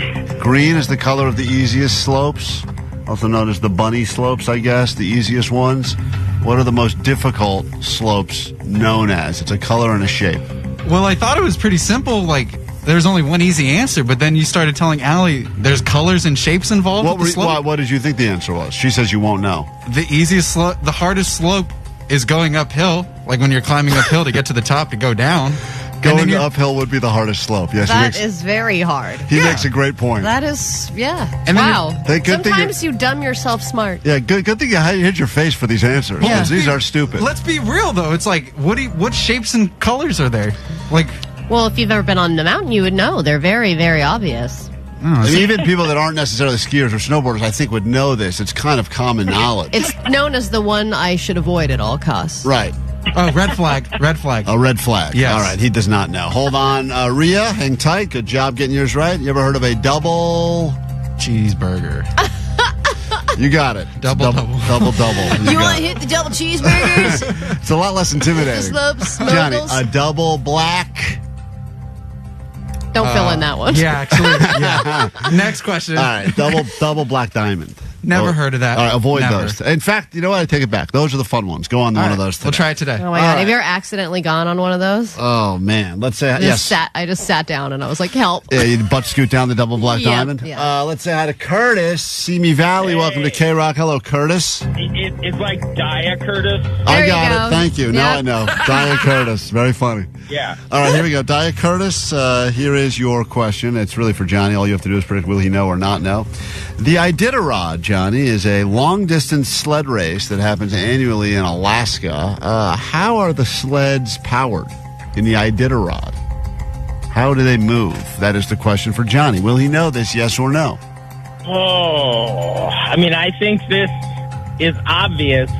Well, so I'm going to they say all he are. doesn't know. He doesn't know. All right, the more obvious, the more chance he will not know. Johnny, the Iditarod annual sled race happens in Alaska. How do those sleds move? So when I was a kid, I saw this Disney Channel movie called Cool Runnings. And in the movie, they're in... I really thought you were going to go with a different movie. There's so many other ones.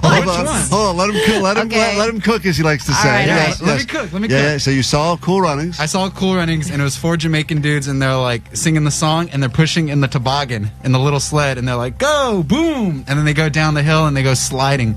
And then one guy pees in the toboggan, too. So what is your answer after all of that? I just explained what it was. They get in the little toboggan. So it's 4 Jamaican guys? Yeah, and you got to sing all the song. All sleds are powered by 4 Jamaican guys. Curtis, They win. Curtis, didn't you think for a second he was going to go with the Disney movie Sled Dogs and have the answer? I absolutely did. Yeah. There's like several sled dog movies. Yeah, there's so many movies about dogs. You're saying pulling it's Snow Day with Ice Cube.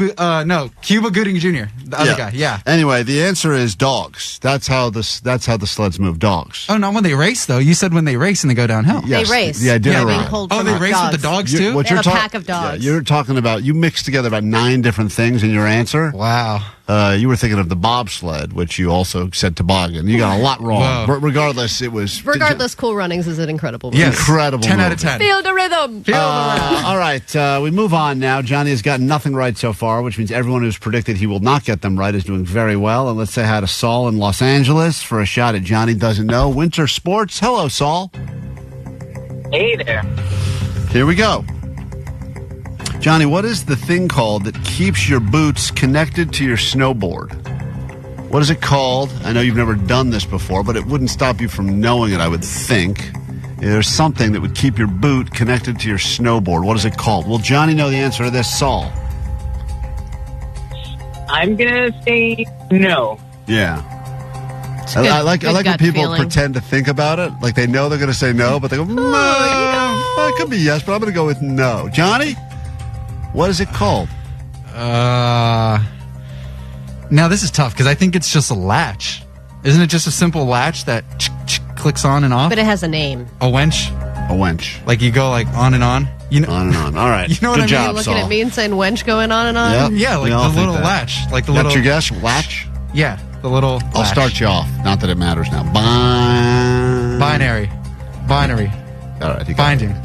Hey, look at that. That's still wrong, because you didn't... Yeah, we can't accept that, but still. Everyone's gotten theirs right just by saying Johnny won't know. We'll give Dave one final shot. And did you write all the questions on the back of my application for CEO? I did. What am I supposed to turn in now?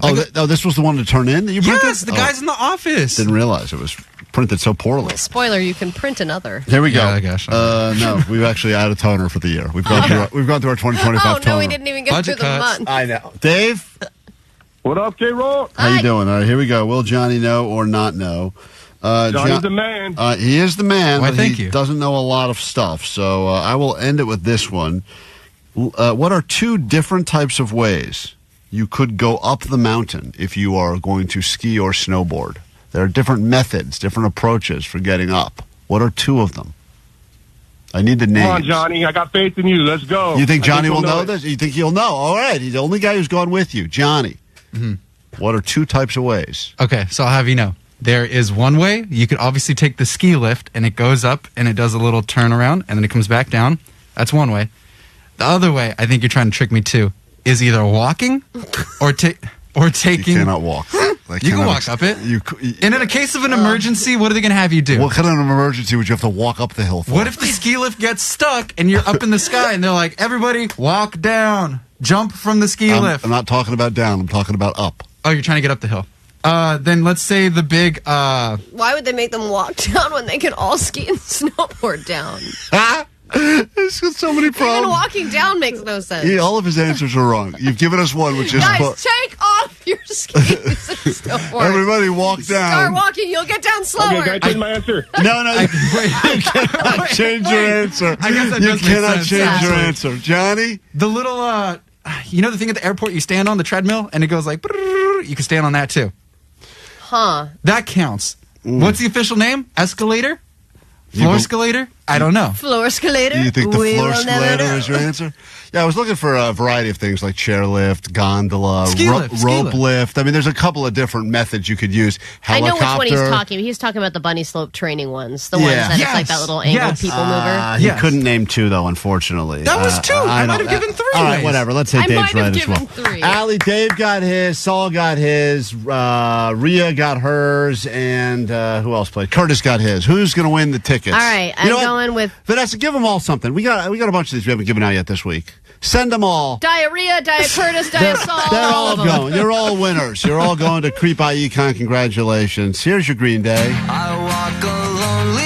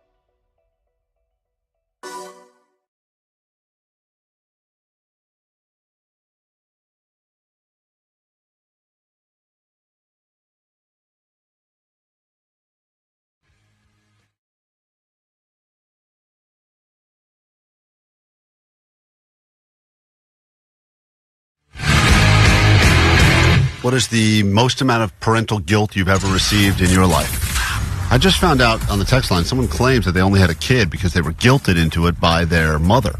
They didn't want to have a kid. The mom was like guilting them. And that's a crazy level of guilt because you created a human just for guilt reasons. I was guilted into that I think it was the day after I got married. I got asked about that. But the asking is different than the guilt. Like the guilt that you get that gets laid upon you. But I also got guilt of I want to spend as much time with my grandchild as I can. So you need to start early. Powerful guilt. I am in the process now. You know, my parents always, I didn't realize they keep track, but there's like apparently keeping track of how often I go and see my wife's parents, the in-laws, versus how often I see them. And I don't keep track of it because... They do. Oh, they do. And almost to the day. And they'll say, hey, whenever you go and visit your wife's parents, you're always there for a week, sometimes 2. I go, sometimes 2. 2 is like only once in a while over the holidays when we actually have a couple of weeks off. That's so rare.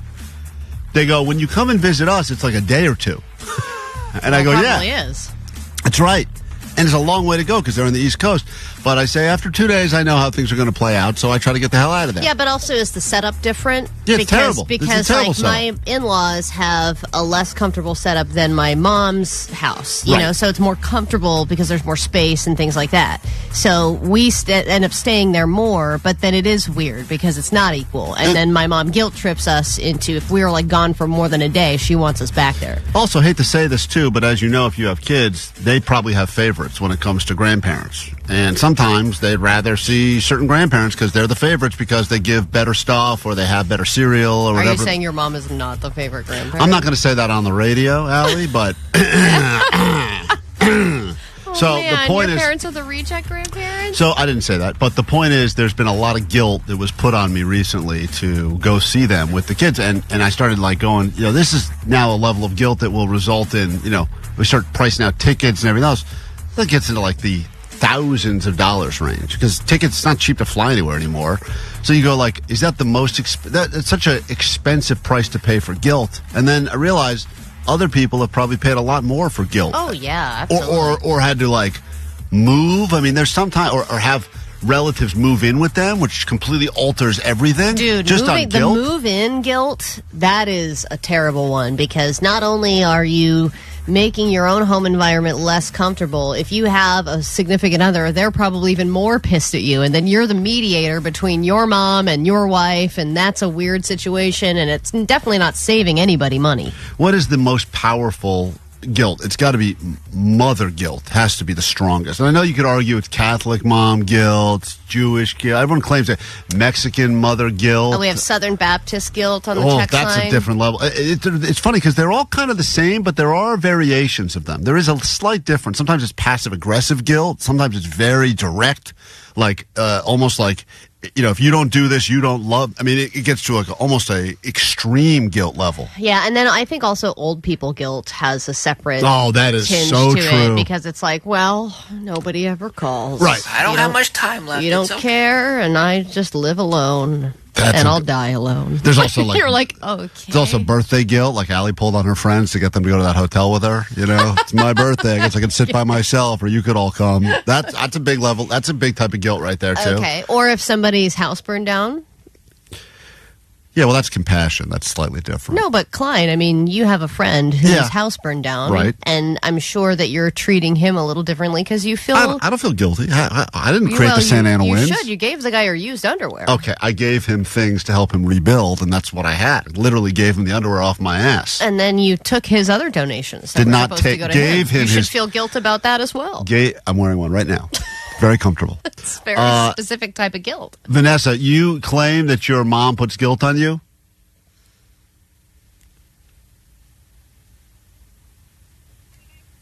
Wait, hold on. Are you talking to me? Because I'm on the phone. Sorry. Yes. Oh, go ahead. You can put these people through, but you have a level of guilt against your own mother. What? Sorry. Say that one more time. Guilt? It's very busy back there. It's like a telethon. Are they calling for FireAid donations back there? What's going on? Jeez, I got to listen to the back room, Allie. Hi, it's you too. I want to make another donation. Hold on, let me hear. Oh my God.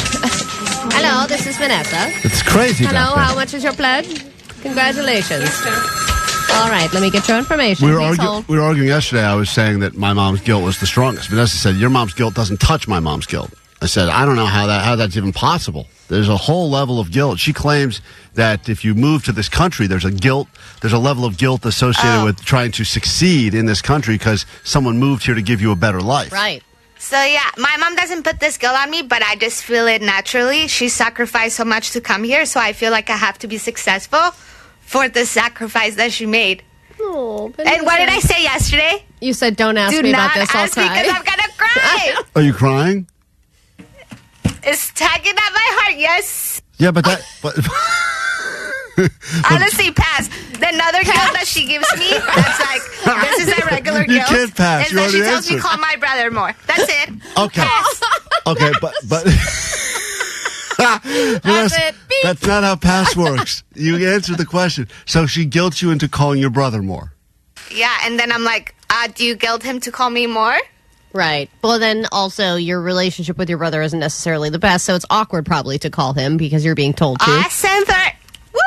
No. Before that incident, she would just tell me to call my brother more. And I'd be like, why don't you ask him the same? This is interesting. Someone says tourist guilt is real. You have some friend that's visiting in town, and they guilt you into seeing them because they're only going to be here for like 12 hours. Oh, my God. That's a good one. That's a serious level of guilt right there. The other one is a good point that someone made is present guilt. So if you haven't given someone a gift or you haven't given them a big enough gift, my mom is like, what are you getting A, B, and C?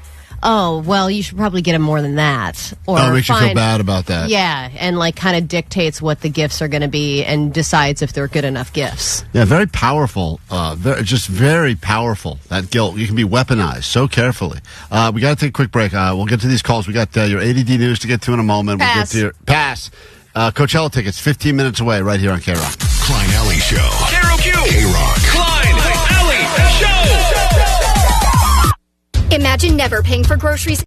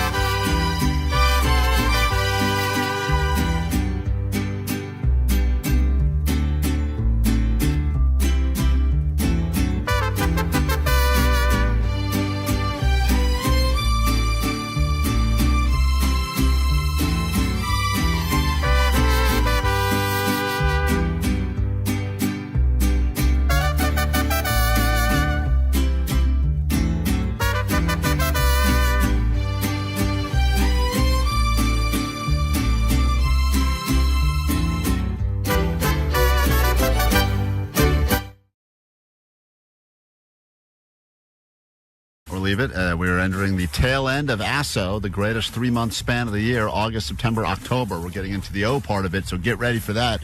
And speaking of O part of it, Oasis tickets coming up at 9 o'clock this morning, again at noon, 3 and 6. You'll win them all day for the shows just announced happening at the Rose Bowl in Pasadena. But first, Allie would like to admit that she was wrong, and it takes a big woman. Thank you. It takes a big woman with an even bigger laptop to admit that they were wrong about something. And we found some audio of a claim you made on these airwaves. I'm not admitting I'm wrong, by the way. I don't know where you expect me to do that. There were other extraneous circumstances that came into play after the fact You, back in July, whenever Prime Day was, I finally got myself a computer because mine crapped out after like a decade. And you also had a crappy computer. And you decided... It's an old computer that also has had a significant amount of water damage. I spilled an entire bottle of water on it about 3 or 4 years ago, and I'm amazed it's lasted as long as it has. When you first talked about this situation, I just want you to hear the reaction that Omar gave you, because we were laughing at you and saying that this was a terrible idea many months ago, and now, as you have now just had to purchase a new computer... It's clear that we were right. It was a decision I made. It's clear that we were right and you were wrong. But here, this is audio from, I'm going to play this to you. This is from back in July. I also have an old-ass computer, but instead of buying a new computer, I settled on buying a new battery because the main problem that my... Now, that laughter from Omar is what we're all thinking, which is... That's laughter support. Right, Omar? Nope. That's him laughing, knowing that in a few months we would get this exact story we're about to get right now because he knows... how ridiculous it is. So much so that Friday, on the Friday Flex segment on the show, Allie decided to flex about her plan. Listen to this. With Prime Day being a big part of the week and Americans spending a record number of billions of dollars on stuff that when you really think about it, you don't need. I got out of this week only spending $44 on Amazon. My computer is a piece of crap as well, and I was like, maybe I should do what Klein did and get a new computer. And I was looking through, and I wasn't really happy with the deals I was seeing, so I ended up buying for $44 a battery. Allie, that I can put in my computer, sad. And it's basically new. Gets here on Sunday. Flex. It's not a flex. This will backfire on you, and you will wish you had just gotten a computer. No, it comes in a little kit. And now all Fine, the computers, I have a kit. all the computers that were marked way down that are back to regular price now, you're going to get screwed enough to pay full price. You had a little laugh there, Allie. That was a few months ago. We didn't even detail the problems I had with the kit. When it arrived, I had a lot of problems installing the battery. I had to go to Best Buy and go to the Genius Bar or whatever, and they wouldn't help me because it was a third-party item. So go ahead, Allie. Eventually, I got the battery in. The floor is yours now. Now, here we are. Fast forward to the end of September, and this was back in July, so not too many, I blame Apple for this because every time they make an announcement about a new product, I think that all of our products start degenerating, and my computer started experiencing some other issues where it was getting slower and slower and slower. It wasn't holding a charge anymore, and every time I pressed the O button, it pressed like 5 O's, and it was getting really difficult to do my job. So this weekend, I decided it's time for a new computer. But here's the thing. So your battery experiment was a total fail. But the battery, I didn't realize at the time, was just one symptom of a much larger problem. At the time, the battery was the biggest issue. No, we all told you that. We said bad battery is usually an indication that the computer's got a bunch of stuff it's trying to figure out, and the battery is just the first place you notice it. Well, you don't know that until you replace the battery. Oh, my God. You won't admit you're wrong. It's crazy because so anyway, if anyone were to look at the details of this, they would go, "Well, Allie will finally just admit she was completely wrong and should have taken the advice of her coworkers." I got 2 extra months out of my computer. It was an end of life. Yeah, decision. but endless times of frustration. I sent some audio to Allie or something, and she's like, she was trying to download some software, and it took her like 10 minutes, and I was like, dude, this should take you seconds. It took me 10 minutes to open my email. Oh my God! So that I could check if you had sent it to me. It was crazy. There is that moment though when you know your whatever it is, your phone, your computer, like there's no choice but to move on. But yes, my days were numbered. It was the end. It was like I should have put it out of its misery. Yeah, so we all said that. I know. So I I got a computer online, and I got it at Best Buy or whatever. I went and picked it up. And here's the thing: is I don't really. I also blame myself for being gay because I don't know inches anymore. Yeah. I don't know sizes. I'm not a size queen. And so I don't know the difference between 13, 14, and 16 inches. I decided, you know what? This is a new computer. I want it to, I want a bigger screen. I'm going to go 16-inch. And I got a MacBook Pro, and this thing is enormous. It's so big. It's so heavy. Yeah. I'm so paranoid that I'm going to drop it because it's funny watching you lug it around. It's just so, it's like having a television set. Yeah, it's just insane. It's overwhelming, and I don't know what to past do. The point of portable. I think you just have to set up. I think I accidentally bought a desktop. Yeah. So anyway, that's once again just battery works great though. I've been using it all weekend. It's not even halfway done because you didn't put it in because the geniuses put it in. That's a great idea, Klein. I should put a new battery in this thing. No, it needs one. You definitely should not. I got a kit. So you are wrong. I was not wrong at the time. How much would you have saved if you bought this computer back then? I don't know, because I don't think they had this computer on the Prime Day deal. By the way, Prime Day is coming up next week. Yeah, you also missed your Prime Day window, because if you had just waited another week, I think Prime Day starts again. I couldn't wait another week, Klein. It was impossible. It's unbelievable. It would have taken 7 hours to get ADD News together. You middled yourself between the two Prime Days. I did. It's kind of funny.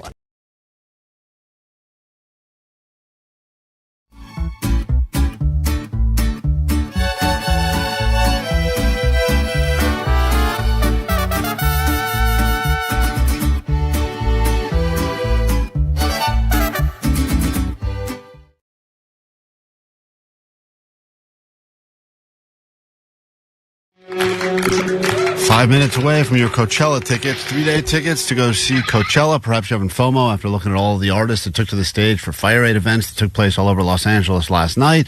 Well, we'll get you to Coachella. You can see Green Day. They killed it last night. They will be there.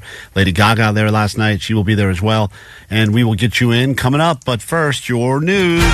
Grab your Adderall. It's time for ADD News. So we already know some of the commercials that you'll see during the Super Bowl this year, but we're also learning about which movie trailers we will see. They have released the crop of movies that are going to have trailers during the Super Bowl. You're going to have the new Pixar movie Elio about a kid going to space. You've got Smurfs. You've got Megan 2.0, the one about the demon sex robots. Oh, yeah. Is that related at all to the movie I watched on Netflix with Megan Fox? I actually was confused about that, so I looked it up. Not the same movie. No, I know. Different sex robot. I don't think in the movie Megan, the robot is a sex robot. No, but they're like a helpful robot that then start killing people. But they're sexy. Cool. Yeah.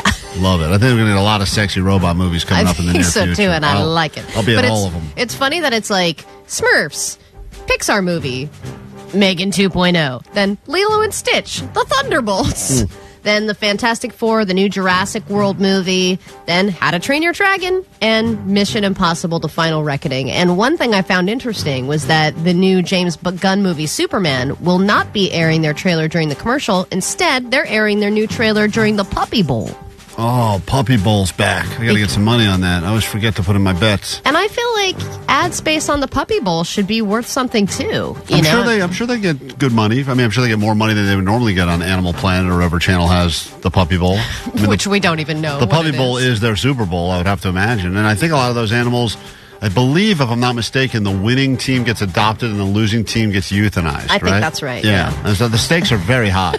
Very high. By the way, other teams who did not make the Super Bowl are closing the season out with a sexual misconduct allegation. I don't know if you saw this about Justin Tucker, the kicker for the Ravens. He's a very sad ending for a man who was a fan of the happy ending, huh? Yes. Boo! Well, listen to these allegations because this is aggressive, to say the least. Not one, not two, not three. I think it's six different masseuses. 6 different massage therapists. Oh, is that the proper terminology?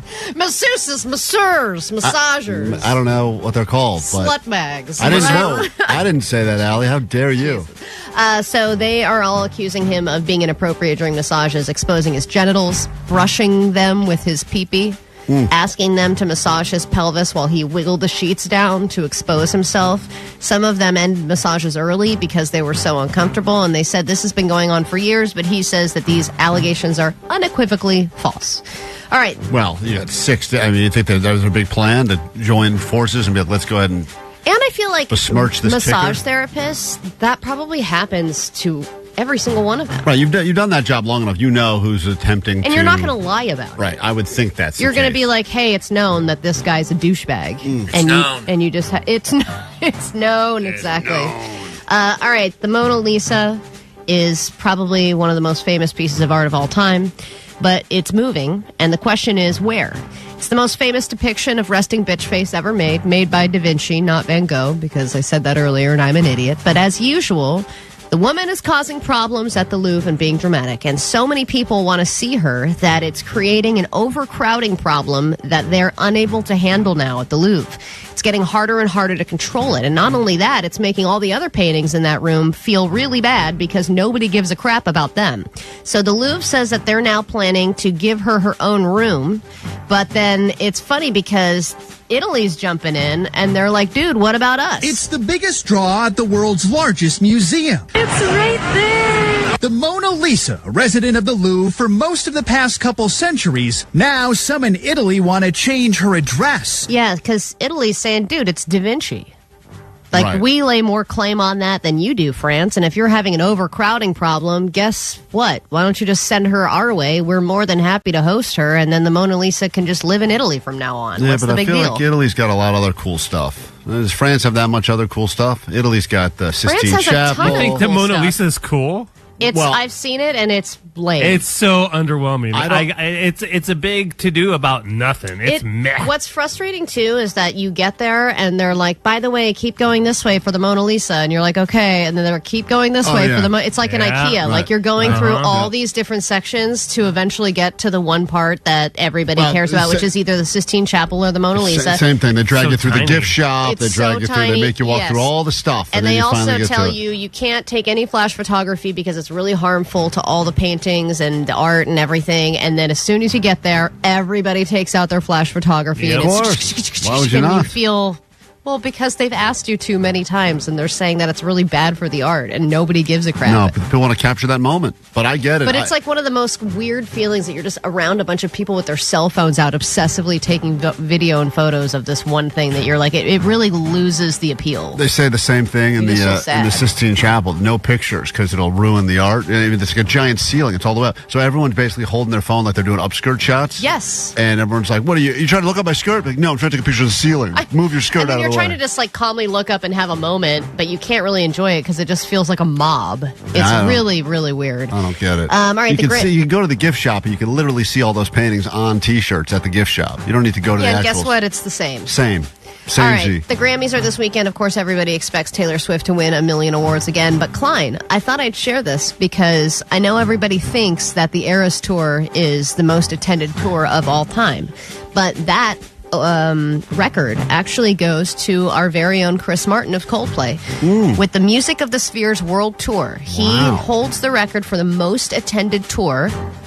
I should say they, Coldplay, with over 10.3 million tickets sold compared to only 10.1 million for Taylor Swift. Loser. And they also are not done with their tour. It's still going on until September of 2025, so it will go even up even further from there. There you take. Finally putting her in her place. Well done, Coldplay. You know that'll bug the crap out of her, too. She's probably going to have to come out and do like 2 more shows just to go ahead and balance that up. We get into a brand new hour of the show right now. The very first thing we do is get your ass into Coachella. If you'd like to join us, or actually better yet, just go with your friend, call 800-520-1067. Caller 20, I'm picking you up next. Klein Alley Show. 106.7 KROQ FM in HD Pasadena, Los Angeles, Orange County. This is the world famous KROQ. Good Friday morning to you and yours, and welcome to KROQ. We are about to get the hell out of here. I mean, we'll do another hour of radio, and then we're hitting the slopes. If you're able to join us, love to see you. As we head up to Snow Summit, we'll be meeting up at Tommy's Bar there. Hard to miss it, hard to miss us. And we'll be hanging out 1 to 3 today. I'm bringing a ton of tickets to give you. Some hanging out, some drinking games, some live 10-second talent show. It's going to be a good time, I'm sure. I know that it's going to be a good time, but 909 just texted in because they just made it to Vegas, and Klein, they want to know red or black. They're placing a bet right now. Green. Go Zeros. Go the one that is the least likely. Yeah, you got to go. You got to go with the one with the biggest payday. Trust yeah, me. I know, but you're most likely to lose your money. Well, also most likely to win big. What do you want to double your money on red or black? Whoopee. Why don't you just not play roulette because it's the worst odds in the whole casino? Why don't you go 35-1 and pick a 0? Boom, winner. I got a problem. Anyway, we will grab your call right now and give you some Coachella tickets, and then this hour on the show. It's the final day of January, so we will say adieu to all of you that have been celebrating sober January. It's your time to start drinking again. We also have for you Netflix or Notflix, because as you know, a bunch of stuff is leaving Netflix midnight tonight. New stuff is coming. Can you tell the difference between real shows that actual writers put together or ones that we've made up here at KROQ? If you are able to do that, you could win.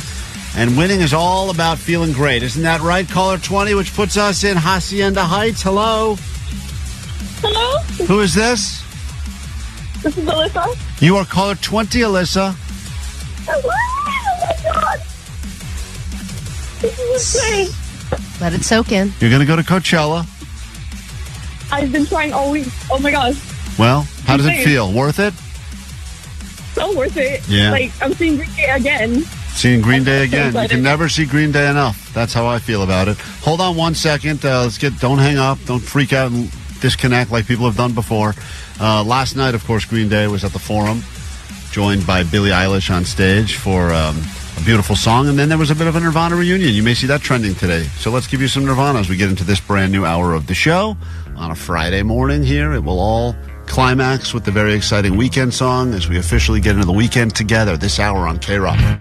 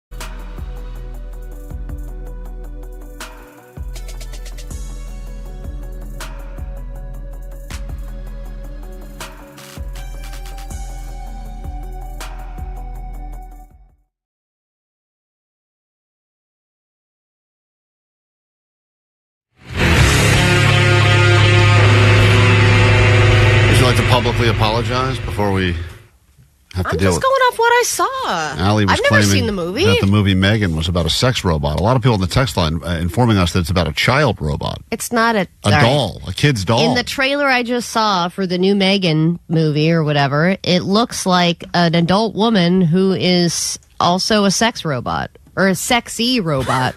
It's not at all, man. Well, that's what it looks like in the trailer. Does Allie know? It does not. It's called a teaser trailer. Does Allie know? All trailers are called teaser trailers, you weirdo. They're sexually teasing me on purpose. Does Allie know that the actress that plays Megan is 14? No, she's not. Let me check. Is Allie aware that in her response to this movie being about a, quote, sex robot, it was a doll created to play with a child? The first one. The Allie, girl's the 20. pedo. She's 20. Boom. Eligible. So sad. Your little celebration there. Boom, eligible. Oh, my God. Look, they obviously make it look that way on purpose. They have to sex it up with robot stuff. You know that. Mm-hmm. I get it. Even if it's a little weird to feel that way, they're making you feel that way on purpose. Allie is not It's not me, it's allowed Hollywood. within 2,000 yards of the movie theater. All right, well, I don't know if that's true. Hey, there's been a lot of words of encouragement on the GOAT line for Jake the Nerd, and because I'm going to spend 2 hours in the car with him later today, driving up the Snow Summit, I hope it puts him in a good mood. All right, relax. Here is one of the guys wanted to call and defend you. Hey guys, long-time listener, and hearing Meet the Neighbors and poor Jake. Feel for you, man. I used to have a list when I was younger. Get through it. You're going to do this. Go, Jake, go. Go, Jake, go. You got it, buddy. This was yesterday during Meet the Neighbors. Jake had a real hard time with a word, spent a lot of time stuttering over it over and over again. We don't have to play it. Correct. Negligent. Sorry. Play that again. Play that again. That was supposed to be negligent, I believe. You can't say that word. Negligent. Sorry. You literally sounded like you're a robot shorting out. You sound like that hot robot Allie was talking about. So anyway, this guy claims it happened. We found out after the show yesterday, Jake was in two different groups growing up. One of them was for speech impediment kids, and the other one was for making friends. Those were the two groups he was in. Yeah, I had to be in both like special classes. It was kind of great too because I got out of real class. How did they teach you to make friends? Not well. I forget. We had to play like games and stuff. Is that how you started doing Magic the Gathering? No. I did that way later when I was a grown up. Which games did you play in the making friends class? I forget. It was like some board games geared specifically towards making friends. So it was like a one-off game you never heard of before, but like all the cards instead of like community chess, it was like tell me something about yourself, or give a high five or Playing whatever. for a round of shoots and losers. Is that what you played? Exactly. That's exactly what we played. Thank you. This guy actually is calling with. It's life again. That's what we're playing. This is actually helpful advice for you. I really I hope you listen to this guy's message before we get in the car together. Hey guys, so this message is for Jake. So, as a fellow sweaty guy, I finally figured out this ultimate solution for your armpits. I haven't figured out my hands and feet.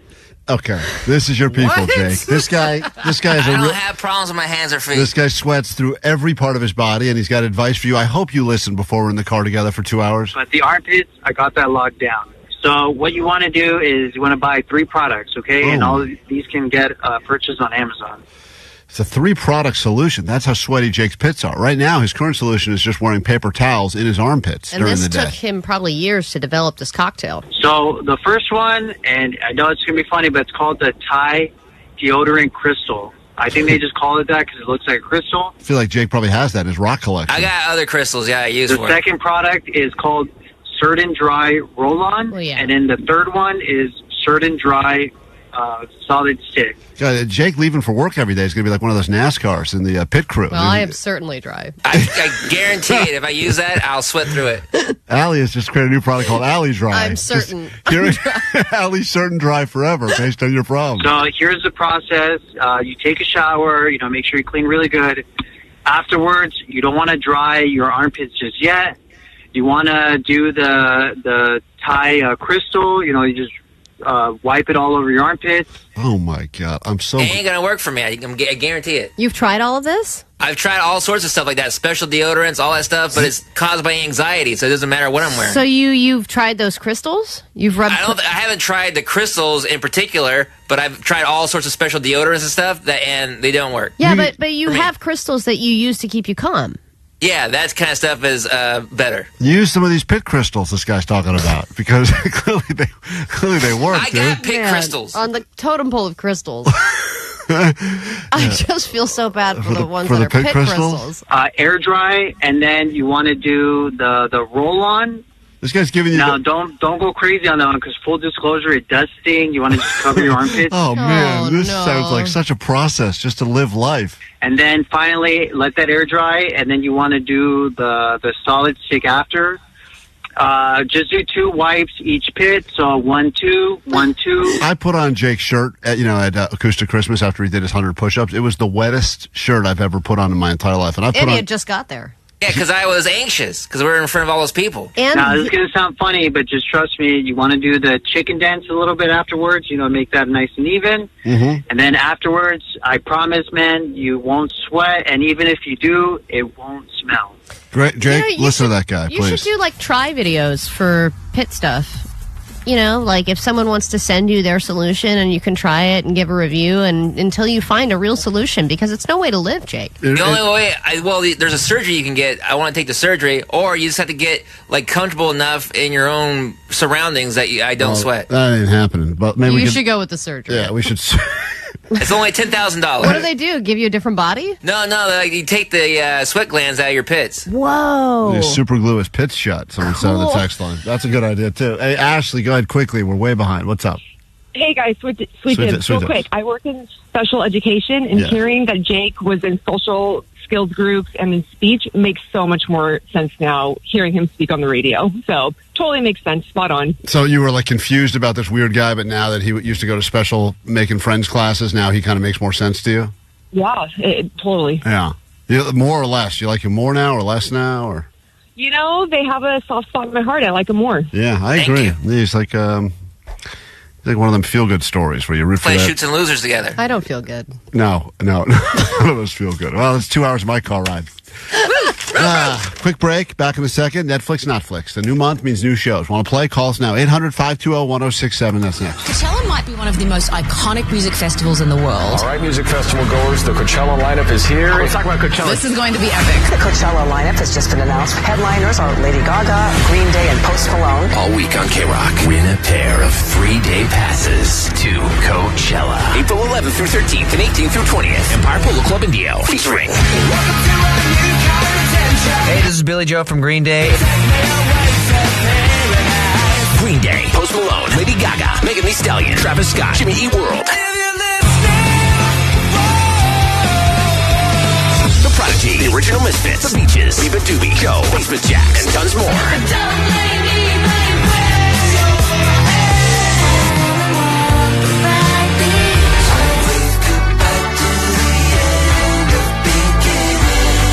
Listen at 9, noon, 3, and 6 to win your way in with 3-day passes to Coachella. World Famous KROQ on the World Famous KROQ. KROQ.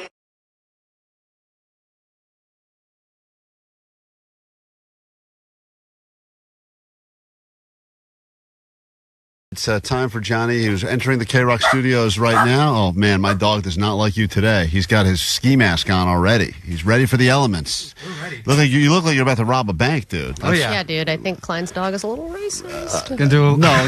It's just that, how dare, just for you saying that, Allie. You are. A brown guy can't wear a ski mask in front of your dog. What a world. Well, you walked in here. I'm just saying the dog never speaks. Yes. By the way, I would like all dogs to bark at anyone who's dressed like Johnny right now, walking into, we're not in a snow setting, so yes, you do look very suspicious right now. Well done, dog. Give this dog a treat. Here you go. Good boy. Let's get to it. It's time for Johnny Doesn't Know Snow Sports on KROQ. Johnny doesn't know. Big duty. Oh, Johnny doesn't know. Why are you laughing? Johnny doesn't know. Johnny doesn't know. I'm not a soccer guy. Johnny doesn't know. Global soccer tournament that takes place. In America or in the world? Global! Never heard of it?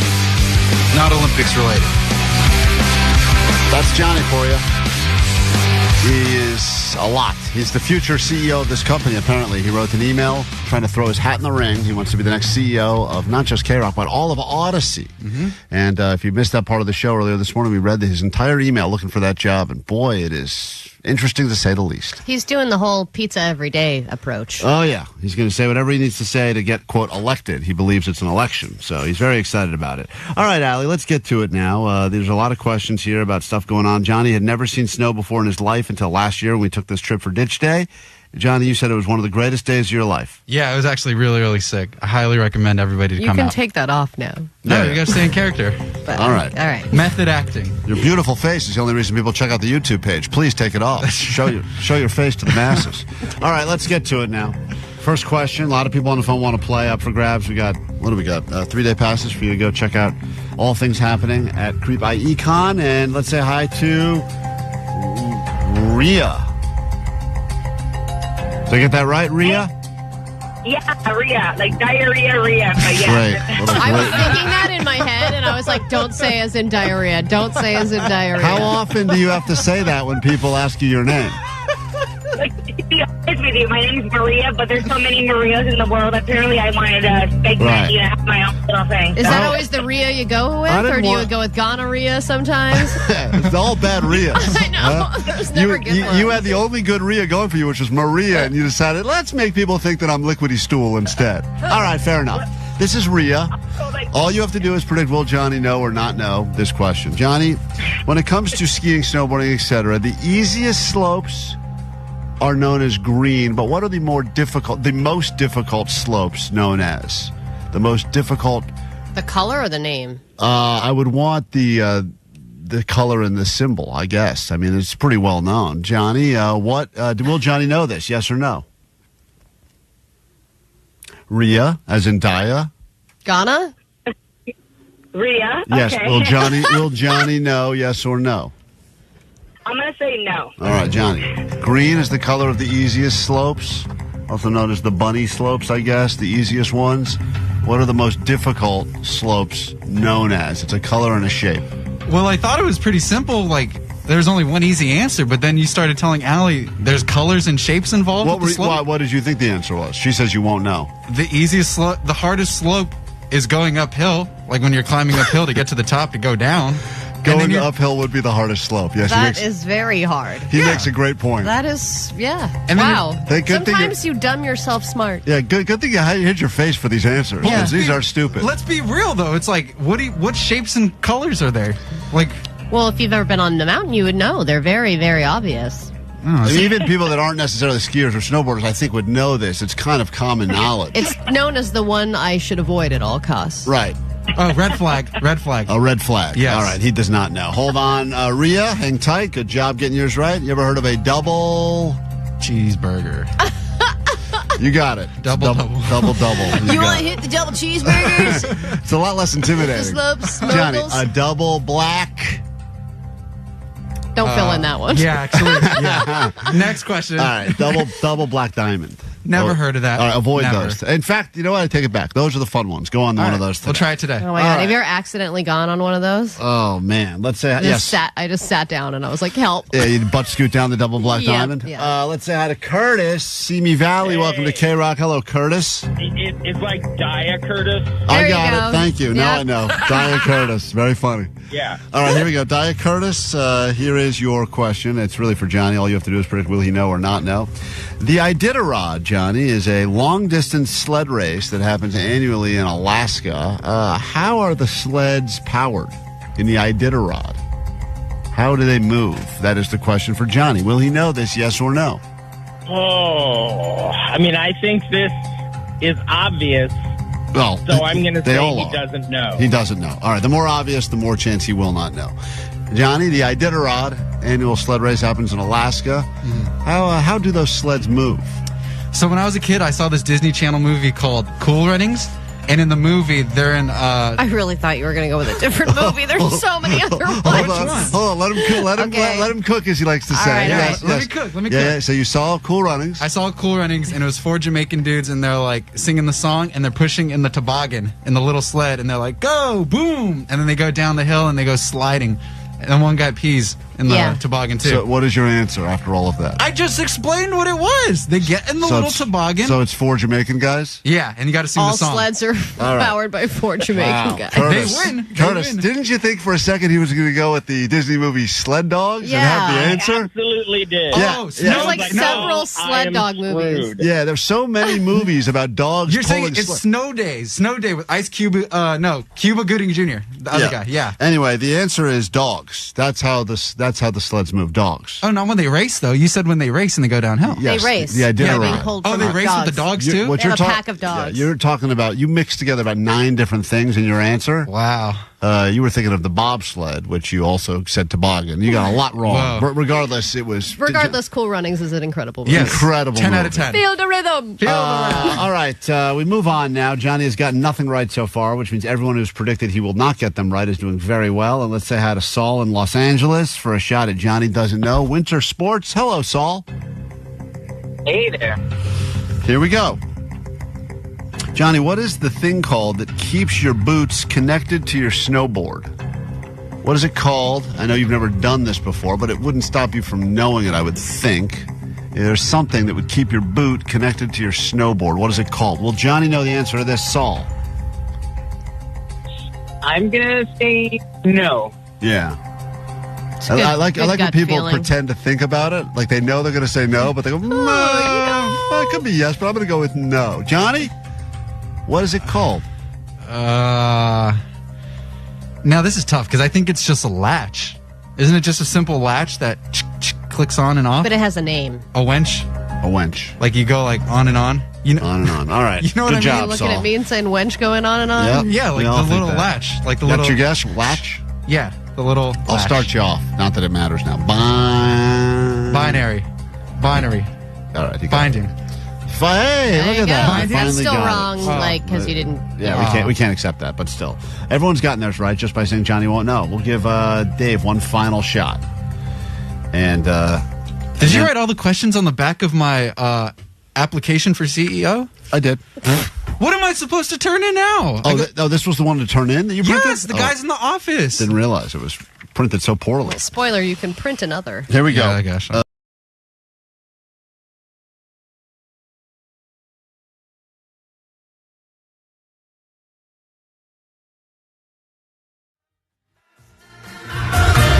Want to win some tickets to see that band? Well, hopefully you can join us as we are getting out of the KROQ studios in about 30 minutes, heading up the hill for a ditch day at Snow Summit.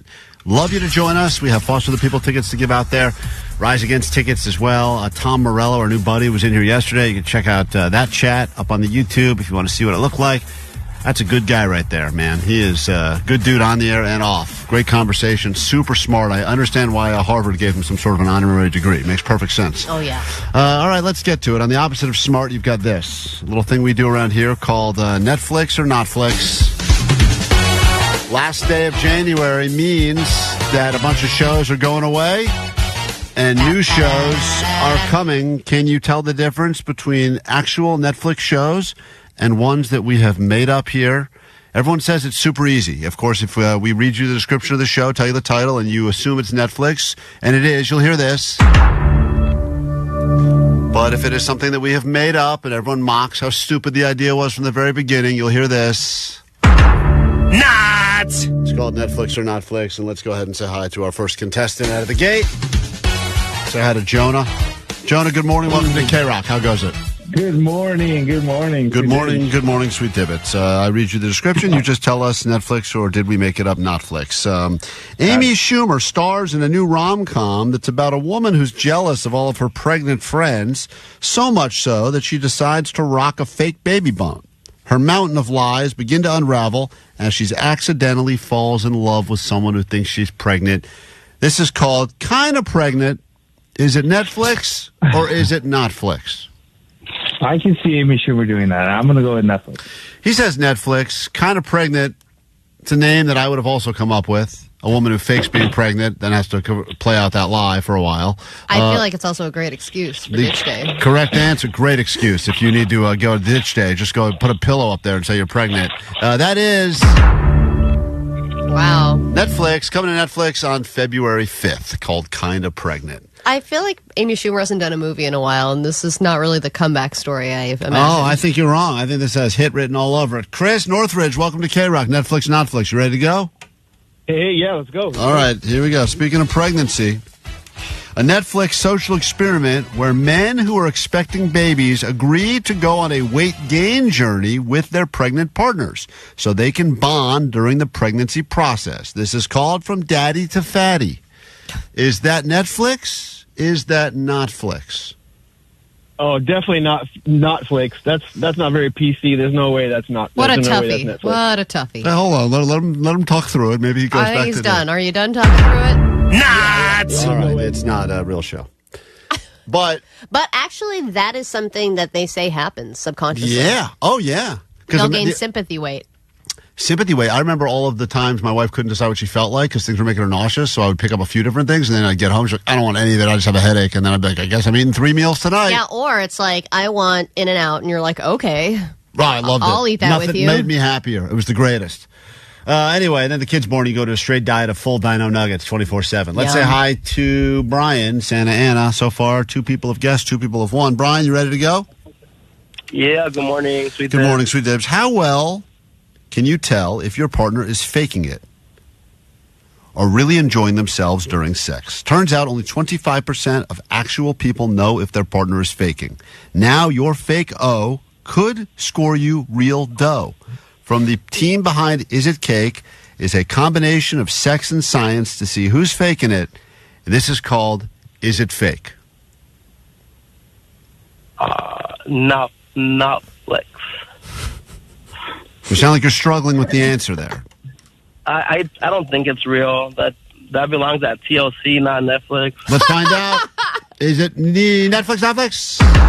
Not. Oh man, that's You too should bad. write shows for TLC. TLC. If you're looking for someone, I got ideas here. It's definitely your brand. Allie, you know that would be a fascinating show to watch about people. No, I don't care. You don't care if people are faking or not faking, and if partners I can think tell. guys care because they're the one. Like We care less than anyone. But I think you're always wondering if you really pleased a woman. Oh, I know the answer is no. Right, but that's why you're always wanting that. That's why women fake it, right? Let's go to Rancho I've never had Cucamonga. anybody fake it in my whole life. Allie, that's false. There's no way. You wouldn't know. Let's start calling your exes one at a time. I'm already calling all the other people. Yeah, start throwing that in the question when you talk to Margarita. I'll ask Margarita. You ever fake it? I gotta go. Carter, Rancho Cucamonga, welcome to Netflix or Notflix. You ready to go? Yes, sir. All right. Take this seriously because I know we did.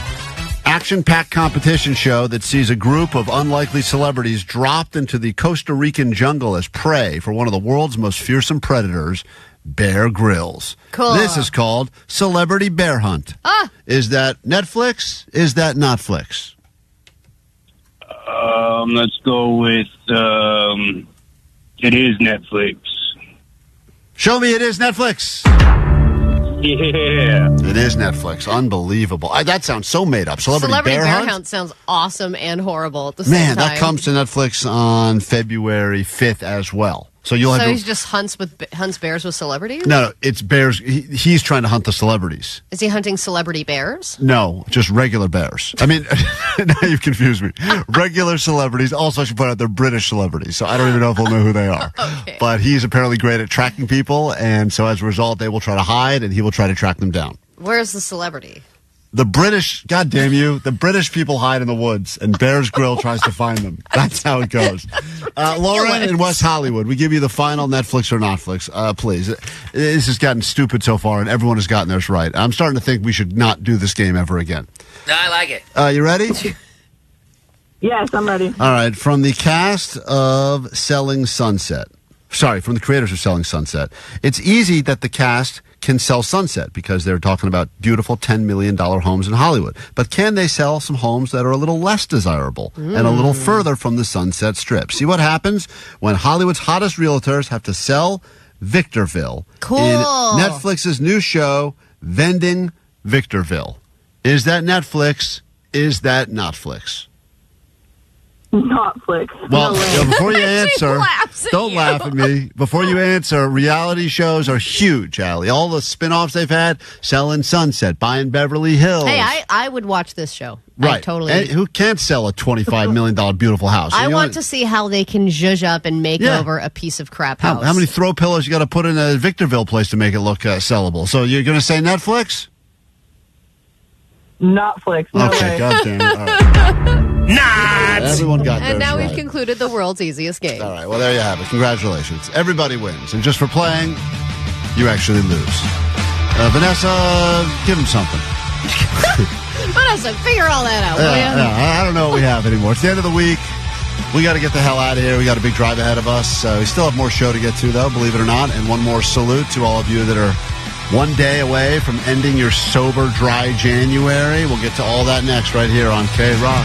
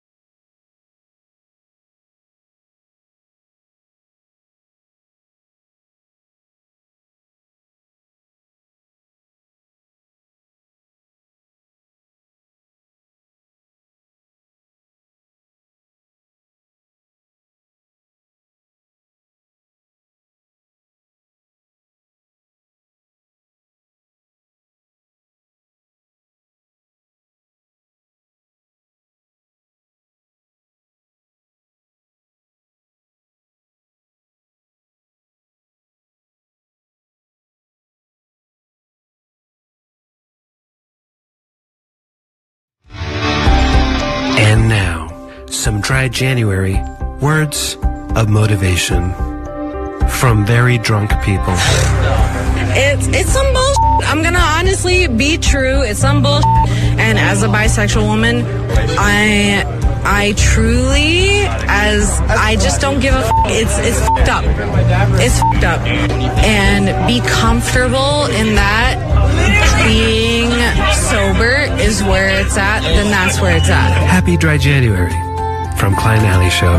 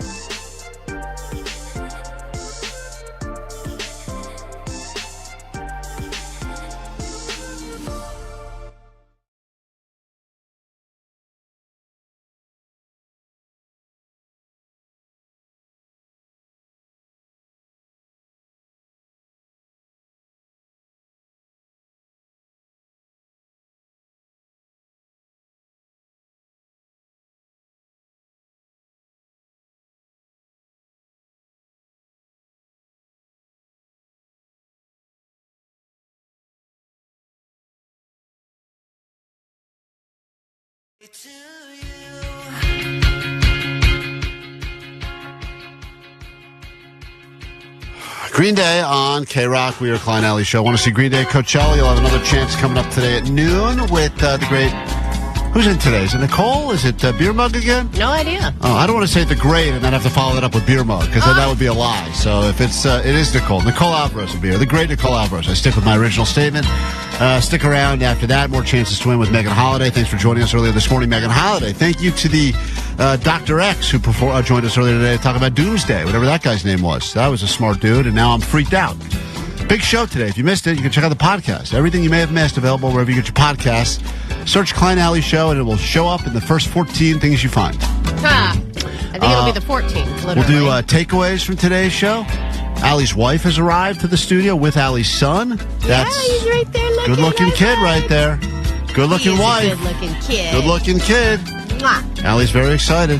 We're going to be heading up to some Ditch Day Snow Summit. Hopefully you're able to join us. Even if you don't have lift tickets you won from us, it's still open to the general public. Love to see you up there today.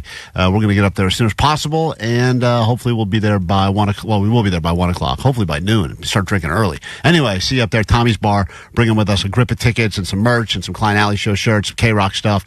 Love you to stop by. If you can get up there, that'd be great to have lunch and drinks with you today. All right, takeaways from today's show before we get into your weekend song and officially get into this Ditch Day. All right, 310 my takeaways. In case of emergency, you may need to walk down a ski slope. So stupid. Johnny doesn't know today. People argued that was the dumbest he's ever been because of so many. That's tough. That's a real battle. I think it was definitely a top 2 dumbest Johnny doesn't know ever. 951 my takeaway. It's not the number of holes, it's the size of them. Yeah, we did learn that from a very smart man today on the show, but Allie does agree. 949 my takeaway is if you're pitting out, get you some pit crystals. Got to get pit crystals, Jake. Get into it before we hit the road. 909 my takeaway is the sled is always powered by 4 Jamaican guys. Always. 661 masseurs or masseuses are just slut bags. That's according to Allie. That's her words, not ours. 626 my takeaway is how many holes is too many holes is Allie's new memoir. And 805 my takeaway is Allie will be cranking it, Klein will be cranking it on Doomsday. You better believe it. In my little bunker, just cranking it out. It's my hand radio. Leave me alone. Close the door. What's your takeaway from today's show, Jake the Nerd? If you're going to Ditch Day, stay away from the double cheeseburger slope. You got to avoid the double cheeseburger. That's the most dangerous one. We learned about that on today's show. Omar, you got a takeaway? Yeah. My takeaway is that there are no good Rias. No good Rias. Man. We met a Maria, but she went with Daya instead. Allie got a takeaway? That was my takeaway. Oh, you took Allie's takeaway. Even better. I was like, don't say Rhea, don't say Rhea. Bring Allie's kid in here. Hold on. Can he come in here? Wesley, come in here. I want to send the kid. I don't care about your wife as much. I mean, I like her. Hi, good to see hold him. Oh, yeah. I want to ask. Oh, the dog doesn't like it. Dogs and kids in here? We should be going viral right now. Hey, Wesley, can I ask you a question? Which mommy do you like better? Can you tell us Wesley? Once and for all? Wesley? Which mommy do you like better? Who's your favorite, mommy or mama? Oh, she's tapping Katie's head. That's hilarious. That's a boy. He is. Sorry, I'm very confused. I know this is hard for you. This is very hard for me. As a hetero breeder, I don't know what's going on here.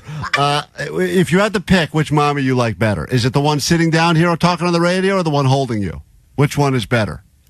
You're pointing to yourself now. Do you like mommy better or mama? Mama. Yeah. Okay, all right. Yeah, God's right. Let's you get guys, out of here. straight to hell. It's absolutely. All right, let's get into your weekend song. That was confusing. You. All right, thanks for hanging out. We'll do it next week. Try to do it better. Here's your weekend song. You know this song, sing along. Same thing happened to me at one of those fun massage parlors. Holy moly. Loved it. I love it like it. It's not about that Monday, Tuesday. No one cares about Wednesday. Thursday. Forget that noise. Are you ready for the weekend? Mm-hmm. Are you ready for the rear end? Are you ready for the weekend? Are you ready for the rear end? Monday, Tuesday, Wednesday, trash. Thursday, Friday, forget about that. Friday, Saturday, where it's at. It's Sunday, sleeping in, eating brunch. Let's do it! Terrible joke. You know what? I love cocaine. Hit the beach or hit the mall. Go out with friends, do nothing at all. Sleep in, watch movies, read books. Anything goes, just take a look. That'd be sick. Are you ready for the weekend? Yeah. Are you ready for the rear end? Go. Are you ready for the weekend? Yeah. Are you ready ready for the rear end? No. Are you ready for the weekend? Yeah. Are you ready for the rear end? No. Are you ready for the weekend? Yeah. Are you ready for the rear end? No. Are you ready for the weekend? Yeah. Are you ready for the rear end? No. Good times, hitting women. Klein, Alley, Ditch Day. Let's go. Klein, Alley, Show. KROQ. Can't have